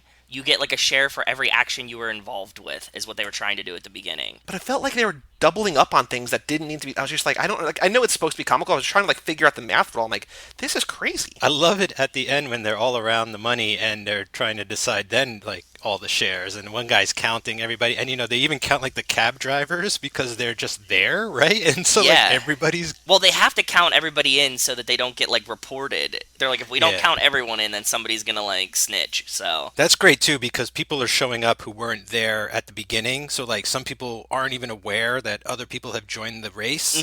They're like, do you know that guy? I don't know who the hell that guy is. It's like, but he's got a shovel. Yeah. It's like, okay. Especially like I think your guy Silverman now, Mike, is like he's like, hey mom, who's that guy? She's like, I don't know. He's like, hey mom, who's that guy? Hey mom, who are those guys? She's like, I don't know. Like, what do you expect from me? Like, I'm there's a weird kind of something like a sentimental moment that they're greedy and against each other until they have the money in their hands. They're like, okay, cool, like let's figure this out. And then the greatest irony of all, which is really the only way this movie could end, is none of them get it. Oh yeah, it had to end with none of them getting it. I just wanted to know how they were gonna do it. So what happens is like the cop takes it to say that he's gonna confiscate it, but he's trying to run away with it, right? Yeah, he heads for the border. Okay, but like at what point do we know that that's what he's gonna do? Is it just like when he like kind of like breaks bad and goes a little crazy because he's like, okay, everything's just melting? So there's a moment, I think, that shows that states that, but I think in the edited cut that we watched, it comes earlier, and there's a lot of talk about his pension, right? And he's like telling the guys like, remember, you're going to bat for me about my pension and all this and that and the other thing, and it comes back to him that like he's not gonna get his pension, and so I think he seizes the opportunity, right? He like puts two and two together, and he's like, I'll just take this money instead, and I'll just go on my merry way, and that'll be that. And he was like, the whole time he was so stoked to be like a good cop. And he's like, look, like, I finally, like, solved this case. I'm gonna solve this case. I'm gonna solve this case. He's like, well, I'm not gonna get a pension. So he's like, so fuck him. It's a real Brian O'Connor moment. That's what I was That's what I was There getting you to. 100%. He just, like, is like, yeah, you know what? Never mind. Cop life isn't for me. Yeah, it's interesting, though, how I that comes a little earlier in the extended cut, I felt like. Of all the stuff, I feel like there's more stuff at the police station than anything else that's been reinserted. And it's because you get a better sense of sort of, how corrupt they are. They're betting on everything. They're like betting on the entire race, and like if they're gonna make a right turn, like who's gonna get where first, and all this stuff. Like 5 will get you 10, and all these things. And so like they're clearly corrupt, and all the stuff, the guy ends up getting the pension, but it's too late, and he's like blackmailing the mayor with all that stuff. He's like, I've kept the record of all the shady shit we've done in this city for years, and I'm gonna bring myself down on top of all this. So like, you better give us that pension stuff. I was looking at reviews on Letterboxd for this, not just to play the Letterboxd game later, but just to find out what people are saying. And the most liked review on Letterboxd is talking about this guy who like really had a good time watching the movie, but like he watched it on a 70mm print in Los Angeles, just like it's great. But there was this asshole next to him who just kept talking, like laughing, being like, okay, here's the Buster Keaton part. Okay, here's that guy. Here's this guy. Here's like, just that talking out loud during the movie. Bananas. And like laughing like really, really loud. And then the lights come up during the intermission, and the guy turns, and it's Quentin Tarantino, and he's like, "Oh God!" What? Oh. And Tarantino turns to me just like, "Hey, how you liking the movie?" And the guy like instantly was just like, "Oh no, I'm on board with this now. Like I'm just not like it's I'm okay with him." I would be like, oh, this is just like a good story, but like it's so annoying. Yeah, it's your chance to tell him off, being like, shut the fuck up, Tarantino. Like, I love your movies, man, but why don't you take annoying as hell. And calm down a little bit. Don't you have your own movie theater at home you can watch your own print on? The review was also saying that like he was laughing at everything like it was the first time that he had seen it, but like very clearly like Tarantino had probably seen this movie a whole bunch of times, but like he was like so yacked into out. it. But yeah, I think I thought it was very funny that we were talking about him before, but I was just like, yeah, yes. like that's the it only tracks. way to make an obnoxious film like theater experience better is just like, oh, the person who is doing that is at like least it's somebody who made Tarantino. my favorite movies. Yeah. Like he's the only one that I would be like like Mike was saying though, like I would have to like I wouldn't say anything like to him. Respectfully diss him, right? Yeah, I wouldn't even say anything to him, but I would be like, it was still fucking annoying, and I would tell everybody, like, I saw this movie once, and Quentin Tarantino was just, like, yakking the fuck. Like, he was just, like, yapping the whole fucking movie, and it was driving me crazy. But, like, it was Tarantino, so, like, I couldn't say anything about it. In the intermission, in the version that we saw, there is the audio, like, the police sirens or the police speakers, like, saying what's going on with the characters. They were piping that around the theater.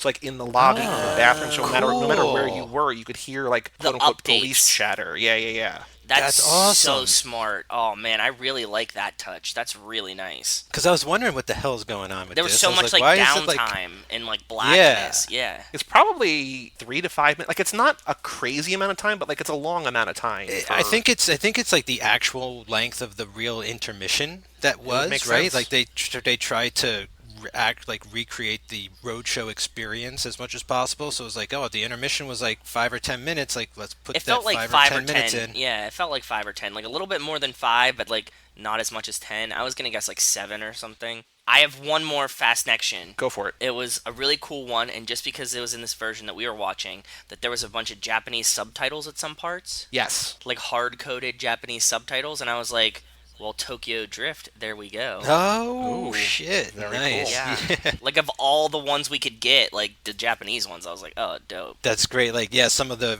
newfound elements were just from another part of the world. It's like, Yeah. print, and it's just like, well, this is what we got. It's like, shoot it Yeah. in there. When they're in that room and they're trying to get out, they're using the dynamite, right? There's Yeah. the one thing where they accidentally knock the blowtorch into the stairs with a sledgehammer. That took 86 takes to get right, which is a bananas amount of takes. This felt like a movie like this. I could imagine there's a bunch of scenes that took, like, multiple takes. Like, long amounts of takes. And there's so many long takes. Like, shots go on for, like, minutes and minutes, and dialogue that just keeps going and going and going, and people moving in and out of the foreground and background. And it's like, if you screw up at the end of that, you got to do it all over again. Yeah. And the only other trivia that I have was that at the time, there were about 100 stunt performers in the U.S., which feels like a comically low number compared to, like, I would imagine that there are probably in certain movies, like, Almost 100, dozens, yeah. probably almost 100, like, on certain, acting in certain things. But about 80 of those 100 worked on this movie. Yeah, that makes Wow. sense. Yeah. Which is just like, oh, like, this is a movie that's like, we, like, literally all hands on deck. Please, we need all the help we can get. We don't know what we're doing. It's too big for our own good. Please just come Yeah. help us. The craft in here is great. Like, they have rear screen projection because that's how a lot of movies were made back then. And it's like, oh, look how fake. But then they cut to someone doing the real thing in like a nice master shot. Like, Oh, yeah. perfectly clear and really well tracking. And it's like, oh, but look, like, they actually are doing it. Like, oh, this is so bizarre to cut back and forth between, the real thing and the fake thing, but it's great. It's such a They're great, selling like, it the best that they experience. could. I agree. Yeah. Yeah. I gave them mad props for that. You're right, because like you have the projection screen, so you like see them in the car and like everything in front of them. You're like, oh, look how fake that is. But then you see the car like go around a turn, and you're like, okay, well, like you guys did the best you could. So So actually two things, a good thing and a bad thing. Number one, this movie is very, very white. Like it's almost predominantly white actors. yeah. But one of my favorite moments, and I don't know if it's a good thing or not, but I was thinking the same. I think I know the exact same moment, and I was thinking the same thing, and I feel the exact same way. when they're racing toward at the very beginning, when they like finally decide like, okay, we're gonna Yep. race, we're gonna go for it, and there's the black couple who are driving, and Yes. they like swerve way out of the way so they don't get like obliterated by this like caravan of cars going to the money, and he like tumbles down the hill like, and like a chair goes and a chair goes and a dresser goes and a table goes, and then he gets down to the bottom and his wife is like looking just visibly shaken. He's just like, man, I didn't even want to move to California in the first place, and it's like such a funny moment. I love that line. Yeah. But I didn't like that the only black people in the entire movie were basically not the butt of a joke, but kind of the butt of a joke. Like, it felt like there could have been more, but I guess that's what Hollywood was at the time. Like, there weren't 100%. really... I had the same exact feelings, and I was thinking, like, that's probably it for this whole movie, unfortunately. And amazingly and gratefully, another guy appears at the end cab driver. as a cab driver, It's actually kind of cool that this is probably great representation of at the time. That's what that made me think of. I was like, This is probably not the worst they could have done. Like, they didn't give them like very stereotypical roles or like, make them play the janitor or whatever, right? Like, I get that like one guy's a cab driver, but the other ones are like moving to California. Yeah, so I was like, oh wow, like they didn't do as horribly as they could have. yeah. I mean, obviously, if they did this now, you'd have like, Eddie Murphy would definitely be in the remake, right? Like, Yeah. he's Prestige and all that. Chris Rock would probably be around there somewhere. Don And, Lover. yeah, I mean, Everybody. There's a it's lot just- more It's diversity. a much more inclusive world these days. Yeah, getting some Larry Crown vibes, Joey. Yeah, Very I mean, white well, yeah, but I mean, like, this movie is almost 60 years old. Like, it's, so much Yeah. has changed. I'm just glad that, like what we said before, like, Mickey Rooney's not an Asian dude. Like, he's just like, everybody's like, there's no weird, Yes. like, there's nothing to feel That's what I'm saying. bad about. Yes, it other didn't than feel just gross. like underrepresentation. It also kind of feels like they're really, and I mean, not that like it whatever, but like it really feels like they're making fun of white people in this movie a I lot. agree. Like, Yes. as a thing, like white people, look at them, fucking rich white people, and like how they drink and all this shit, and like they're money crazy and all this, like with their wealth and all, and like it's never enough for them. I mean, just like lots of stuff. But like it just struck my mind, like how it must have been subversive on that level back then, because there's no way audiences were picking up like, oh, they're making fun of us. Like that's me up there. Like I'm that white person. Yeah, like I would be the idiot that's chasing after this money and like arguing with my mother-in-law and stuff like that. Yeah. I mean, you just said that you would for 20 grand. You would take a 2-hour road trip. So Oh, like, you for would. fuck, for sure, Yeah. I would. I'm saying, but like back then, you know what I mean? You're not like, oh, like you're like, look at these silly people. Not that I am this silly person, right? Like, Mike, any other thoughts, any other notes, any other fast connections before we watch the trailer and play the Letterboxd game? So I see it here, just a little still frame on the trailer in the chat, but the Oh, there is a thing that I thought I noticed and then it was confirmed online. I don't know if it's the same thing you're about to say, but go ahead. when they cut to Sylvester's my girlfriend God. dancing, Oh my every time they cut to her dancing is probably the best use of film like almost ever used. crazy. Like ever. Like it's just some of the greatest thing I've ever seen. I don't It's even know so what I'm basic. watching, but it's incredible. yeah, and I was like, and like the first time they cut to it, it was like one of those replacement cut in, you know, clips because brightness and stuff kind of Visibly changes, yeah. It visibly changes, and like the phone's just ringing, and they're just like dancing for like a minute, like by themselves. I was like, are they on drugs? That's another My Cousin Vinny. Are you on drugs? Yeah, and then the more they keep showing it, I was like, they really are saying this kid's like doing, like they're not saying he's doing drugs, but like this kid is like fucked up. Yeah, and she's stoned for sure is like what they're getting across, because it's some of like the most blank but aggressive dancing I've Yes. ever seen in my life. Yeah. Like someone like just out of Reefer Madness, basically. Yes. Is what it looks like. Yeah, so that's what I was like. Is he a hip? Like, are they trying to say that he's just like very aloof, or is he on drugs? And then like when he starts answering the phone and it's like, "Mother, there you are," like it's like, yeah, you're on drugs. But like I was like, oh, that must have been like pretty controversial back then too, right? Like that you have this guy Oh, yeah. and you're like, oh, he's on drugs, but like it's funny and he's not really dangerous. Like he's not like out to like get anyone. Yeah, he's a mama's boy. And I think Yeah. they downplayed a little bit by him saying like, "Hey, get me a beer." Like I think they're like, "It's not drugs, it's just alcohol. Exactly. You're okay with alcohol." But it's like, yeah, they're just like stoners dancing in their underwear to records, Yep. right? Like, Yes. Like everybody knew what they were saying, but they had to like include the beer, and I was like, are they gonna like show like anything? But there's like nothing around, like no paraphernalia of any kind. And he's like, get me a beer. Like, oh, I could really use a beer right now. Yeah. but what I was gonna say, and it was confirmed in the IMDb trivia. I don't know if either of you noticed it, but like while they're dancing, he just like twists and like his junk kind of falls out for like a second. No. No, And- I didn't see that. Yeah, and I was just like, did I? And then I'm looking at IMDb, and it's just like, because this movie is rated G, like it's just anybody can see it because it's a different rating system back then. But I was just like, oh yeah, it's just he's just kind of out. Like it's not like everything, but just like maybe it's like a nut. I don't know, One- but like one testicle. you can see much more than you're supposed to see in a movie that's rated G for the whole family, like fun for the whole family. It's like, oh, okay.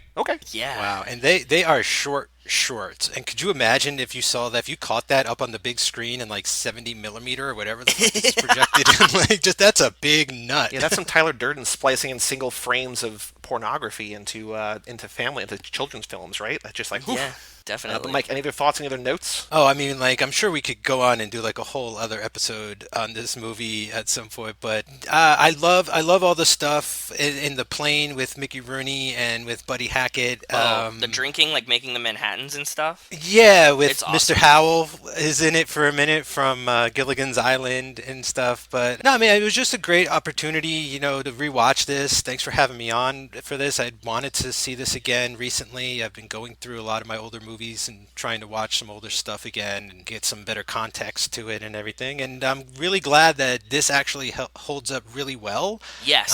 I think it's actually a testament to what they were able to do back then. Like this might be like technically one of the greatest movies ever made, possibly. Like just, yeah, with what they had and at the time, for sure. yeah, and it's like it just seems like really groundbreaking in a lot of ways that like I probably don't even get, right? Comprehend. But in the ways that I see it, like I notice it, and yeah, I really love it, and I'm glad I got to be on for it. I'm glad that we watched this one too, because like I'm not super well versed like you guys in these movies like pre-70s, right? This was never something that like I would have watched. My parents are a little bit younger, so like it wasn't something that they really watched. So like to watch one of these movies is like, oh, this is a lot of fun, and I could see why people do love this era of film or Hollywood. And it's basically just people falling falling down for 3 hours straight in a lot of different ways, and there's nothing, you can't go wrong with that. So All right, well, let's watch the trailer. So we learned last episode, or last pit stop, Mike, was that the Blues Brothers trailer for a 2.5 hour long movie was 4.5 minutes. We're like, this feels obnoxiously long. And I was like, I wonder, because Joe T was just like, well, the longer your movie, the longer the trailer. But this one, for a 3.5 hour movie, is only 3.5 minutes. So it's still long. It's still wildly long compared to today's standards. But 3.5 minutes is not terrible. So I put it in the chat. If you look on YouTube for It's a Mad, Mad, Mad, Mad World trailer, I think it's actually the second official trailer. But we are doing, once again, the Movie Clips classic trailers, because the first one it was just some guy who uploaded it, but I trust Movie Clips. I trust Mr. Movie Clips. Whenever you're ready, bud. All right, 3, 2, 1, play. A United Airlines jet Okay. lands in Los Angeles. Oh, the trailer United froze for a plane. second. I was just like, do we have a bad thing? But no, we're good. The world's press. What is the... Oh, was it like a tagline for United? Oh, no. They're just talking about the movie, sorry. oh, they're showing like the roadshow elements, maybe. I There guess. was a certain amount of money buried down in this park. Now, I suggest that we quietly get into our cars, and then when we get down there... I like that they Great pretended master they weren't shot. going to do Look it. at them all. Yeah. only one way to figure it. And that is Sunglasses, Joey. True. Yeah, Mickey, we got to do Rooney Club, I guess, next. And so begins the maddest, wildest. Oh, man. I do... The car Some shots good are actually voiceover. pretty decent for what they are, right? Like, By land, by sea. yep, by sea. Oh yeah, it's like the best of the best.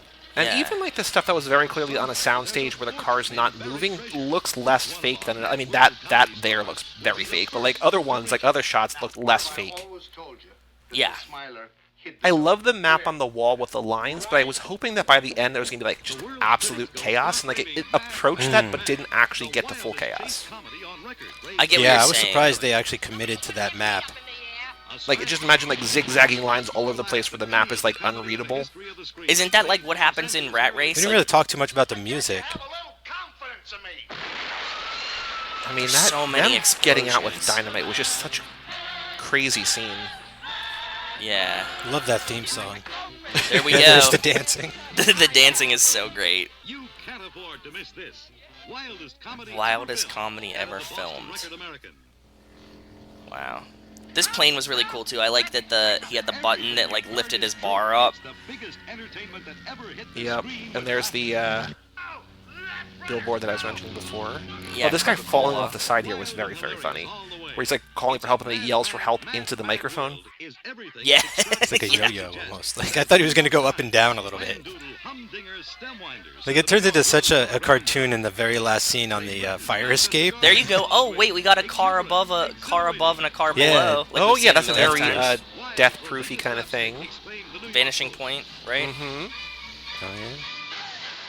When you search "It's a Mad World" on Google Images and search car, like that red and blue, like that car above, car below is like basically all the top hits. But I wanted to pick the image of this. I really wanted to have the car in the river because I just love that. Yeah, that's a lot of fun. What I like about this movie is that it's the kind of movie that I feel like you could just have on loop forever, and like you could just Yes. pop in or pop out at any point. Like this is the ultimate Lifetime movie in that regard, right? It's just like it doesn't matter when you jump in. It's just like something weird is going on that you don't have context for, but you don't really need context. Yeah, and like we were talking about where I was like, oh, this would be a great movie for the background of your bar, right? Yeah.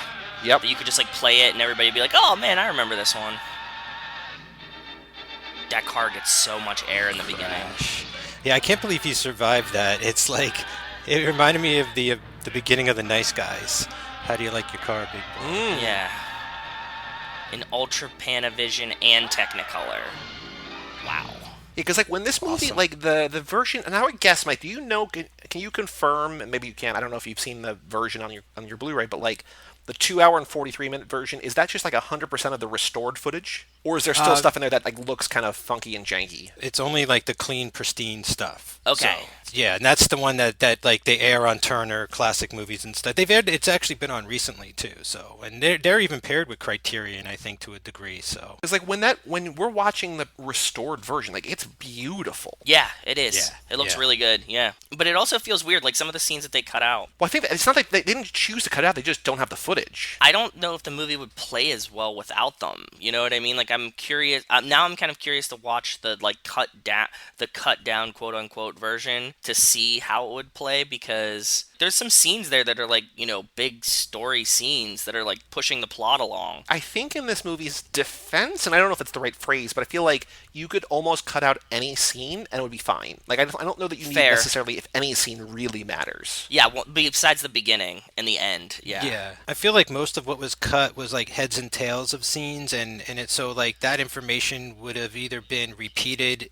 in the next scene or a scene later, or like I don't feel like we lost any information. We might have gotten some information later than we would have, but I think for the most part everything is like reiterated over and over again, and like there's so many updates. It's like, here's where we are now, chief, and like here's where we are now, and like Makes here's where sense. they are. So they kind of keep updating you along the way. So I almost agree, is like cut wherever you have to and it would still play pretty well. Yeah. All right, Mike, you might remember from our Zack Attack days and our Boy from Material days, we have the letterbox game. We have returned it to Too Fast, Too Forever. So we are going to play the 3 different little games that we play from there. So for reference sake, barely remember. it's okay, we're gonna go through. We're gonna run through all the rules. For reference sake, Mad Max Fury Road, the most most viewed movie or most popular movie on Letterboxd, has been seen by 589,000 people. It's a Mad World, 1963, directed by Stanley Kramer, starring Spencer Tracy, Milton Berle, Sid Caesar, Buddy Hackett, so on and so forth. Average rating of 3.7. How many people have logged? How many people have registered that they've seen It's a Mad World on Letterboxd? I'm gonna say 7,500. Mike, do you have a guess? That seems low. But you have to factor in it's an old movie, Yeah, but it's like a classic. but it's like a That's classic. Yeah. That's a pretty good score too. So I'm gonna say like 110,000. Well, Joe is way closer, but he's still low. So you're right that he was low, but Joe is much closer. 12,500. Mike, do you have a guess? 50,000. Joe, once again, closer, but still low. 15 sounds about right. 15,000. Mike, final answer? 25. 17,835. Okay, Seems so almost low to 18. me. It's an old movie, you know, and you have to like rank it. And It's you also have to... 3.5 hours long. Like it's Yes. there's a Well, yeah, but people would probably watch the 240 cut. I mean, not that that's not much That's shorter. still but wildly Exactly. long. You're right. It's long. It's old, and yeah. And again, I think to your point, like you know these people, but like even I'm not that much younger than you, but like the 8 years or 9 years or whatever we are difference like makes all the difference. Like I don't know any of these Yeah. people, and so it's not like I'm gonna be like, oh shit, I want to see Sid Caesar in a movie. It's like, okay, I'll see Sid Caesar in a movie. Like I don't have any, you know what I mean? So out of those 18,000 people, like I said, 3.7 average rating, most popular rating 4 stars, then 3.5, then 3. How many people put this movie in their top 4 favorite movies of all time? 12. 12. I'm gonna say like 100. Mike is much closer, but still you're both low. You want to do a second Really? guess? 150? I'm gonna go a little less. I'm gonna say 120. 121. Nice. Good Whoa. job, Mike. 121. So I found It's way more than I thought. No, even if it's like a classic, like it just being old, I thought that like,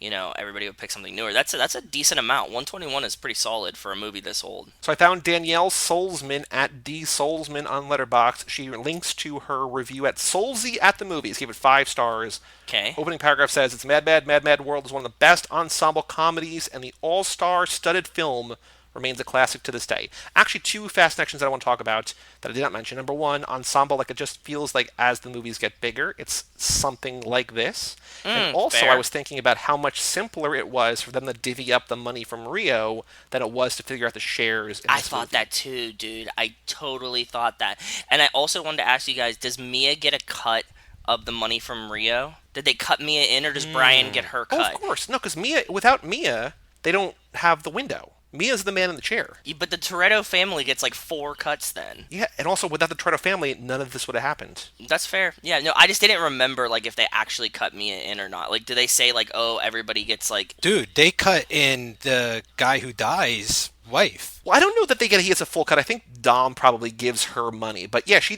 gets a cut. So yeah, I would think Mia gets, not to say that Rico and Tego aren't two different people, but if they both get their own cut, like Mia should absolutely get a cut. That's fair. Yeah, that's fair.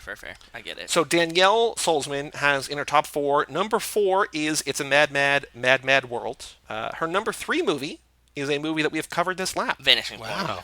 Nope. Dirty Mary, Crazy Larry. Nope. She lives in Chicago. Does that help you? Is it Midnight Run? Adventures in Babysitting? It's neither of those. We did not cover that this lap. I just covered that for High School Summer Party. That's going to be out on Monday. Oh, okay. I just saw that you watched it, which is why I guessed it. I didn't know what show you watched it for. Chicago. What else did we cover that was in Chicago? Was it like a really recent one? I feel like one that we watched just... Midnight Run? Nope. I said Midnight Run, yeah. Oh, I'm sorry. It It's wasn't. okay. Like almost the most recent movie. Not Hobbs and Shaw, but almost the most recent movie. I don't remember what movie came out. Like, I'm so back, like, just fucked in the order. But yes, I feel like it was, like, one of the ones we just talked about was in Chicago. Yeah. What was it? Like Blues Brothers. Yeah, the Blues Oh, Brothers. fuck. What an idiot. Yeah, that makes perfect sense. Good And job, then her Mike. top 2 are 2 of the biggest movies of all time. And they're both huge blockbusters. Like, they are both action Avatar? movies. No, not financially big, but like most popular, most beloved movies of all time. Avengers Fury Endgame. Road. No, both much older than that. Jaws. No, but T2. one close. You're both within a year or two of the movie that this came, like of the movie that you're trying to guess, if that makes sense. Like there's one mid 70s and there's one that's early 90s. Independence Day. Bigger, more popular, more beloved. What about compared to Jaws? Home Alone. I would say on par with Jaws, not Home Alone. Is it a Star Wars? The first Star Wars, A New Yeah. Hope, aka Star Wars, is her number 1 favorite movie. And number 2, the movie from the early 90s, some might argue is there's a host on our network, Mike. This is his favorite movie. Ooh. Holy shit. I think. I also think that it might just be that he's Is it like seen it Top more than Gun? anybody else. No, that's 80s. I would say this is on par popularity-wise with Top Gun. Big Lebowski?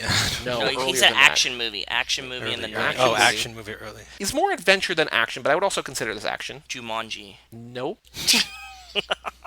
But not wildly far off, but way more popular than Jumanji. Like What is one it? of the most popular and beloved movies of the 90s. Whoa, that's crazy. It's a franchise that's still going today.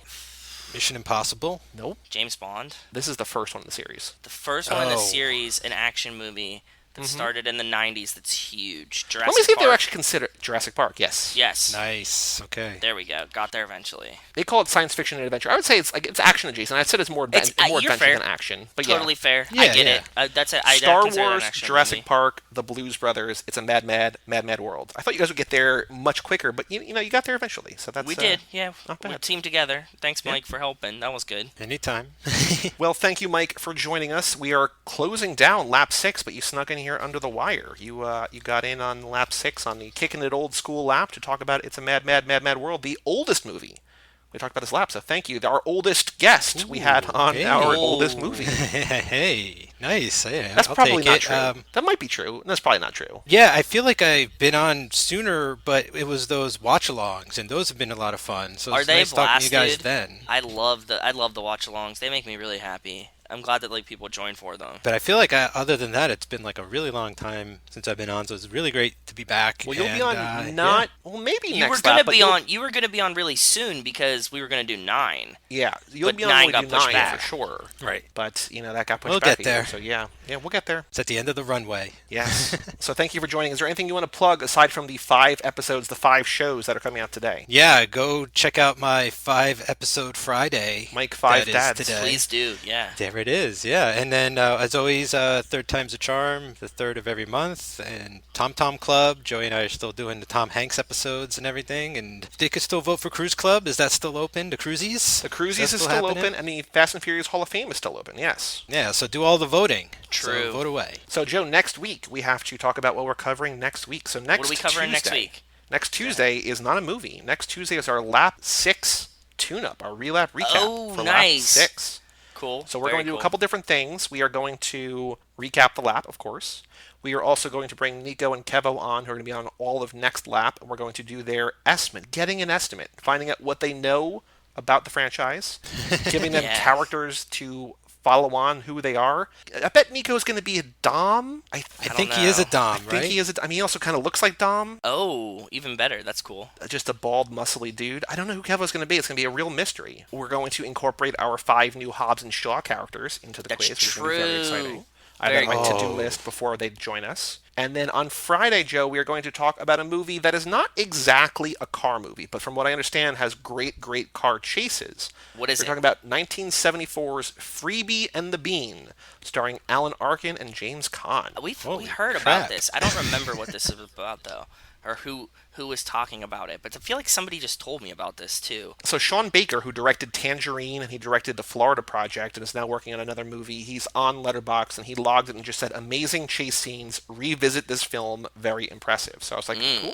But yeah, that's next week, Tune Up, Lap 6, and then Freebie and the Bean. But for all things Too Fast, Too Forever, you go to cageclub.me, facebook.com/TooFast2Forever, or at TooFast2Forever on Twitter and Instagram. Email us, family@cageclub.me.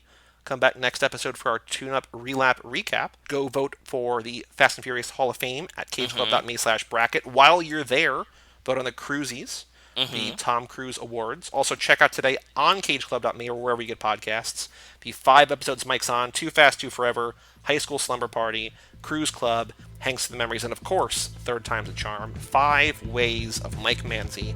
Mike 5 Dads. I'm Joey Lewandowski. I'm Joe, too. And I'm Mad Mike Manzi. And we'll see you next time right here on Too Fast, Too Forever. Peace out. Peace out. You anus. Pacers.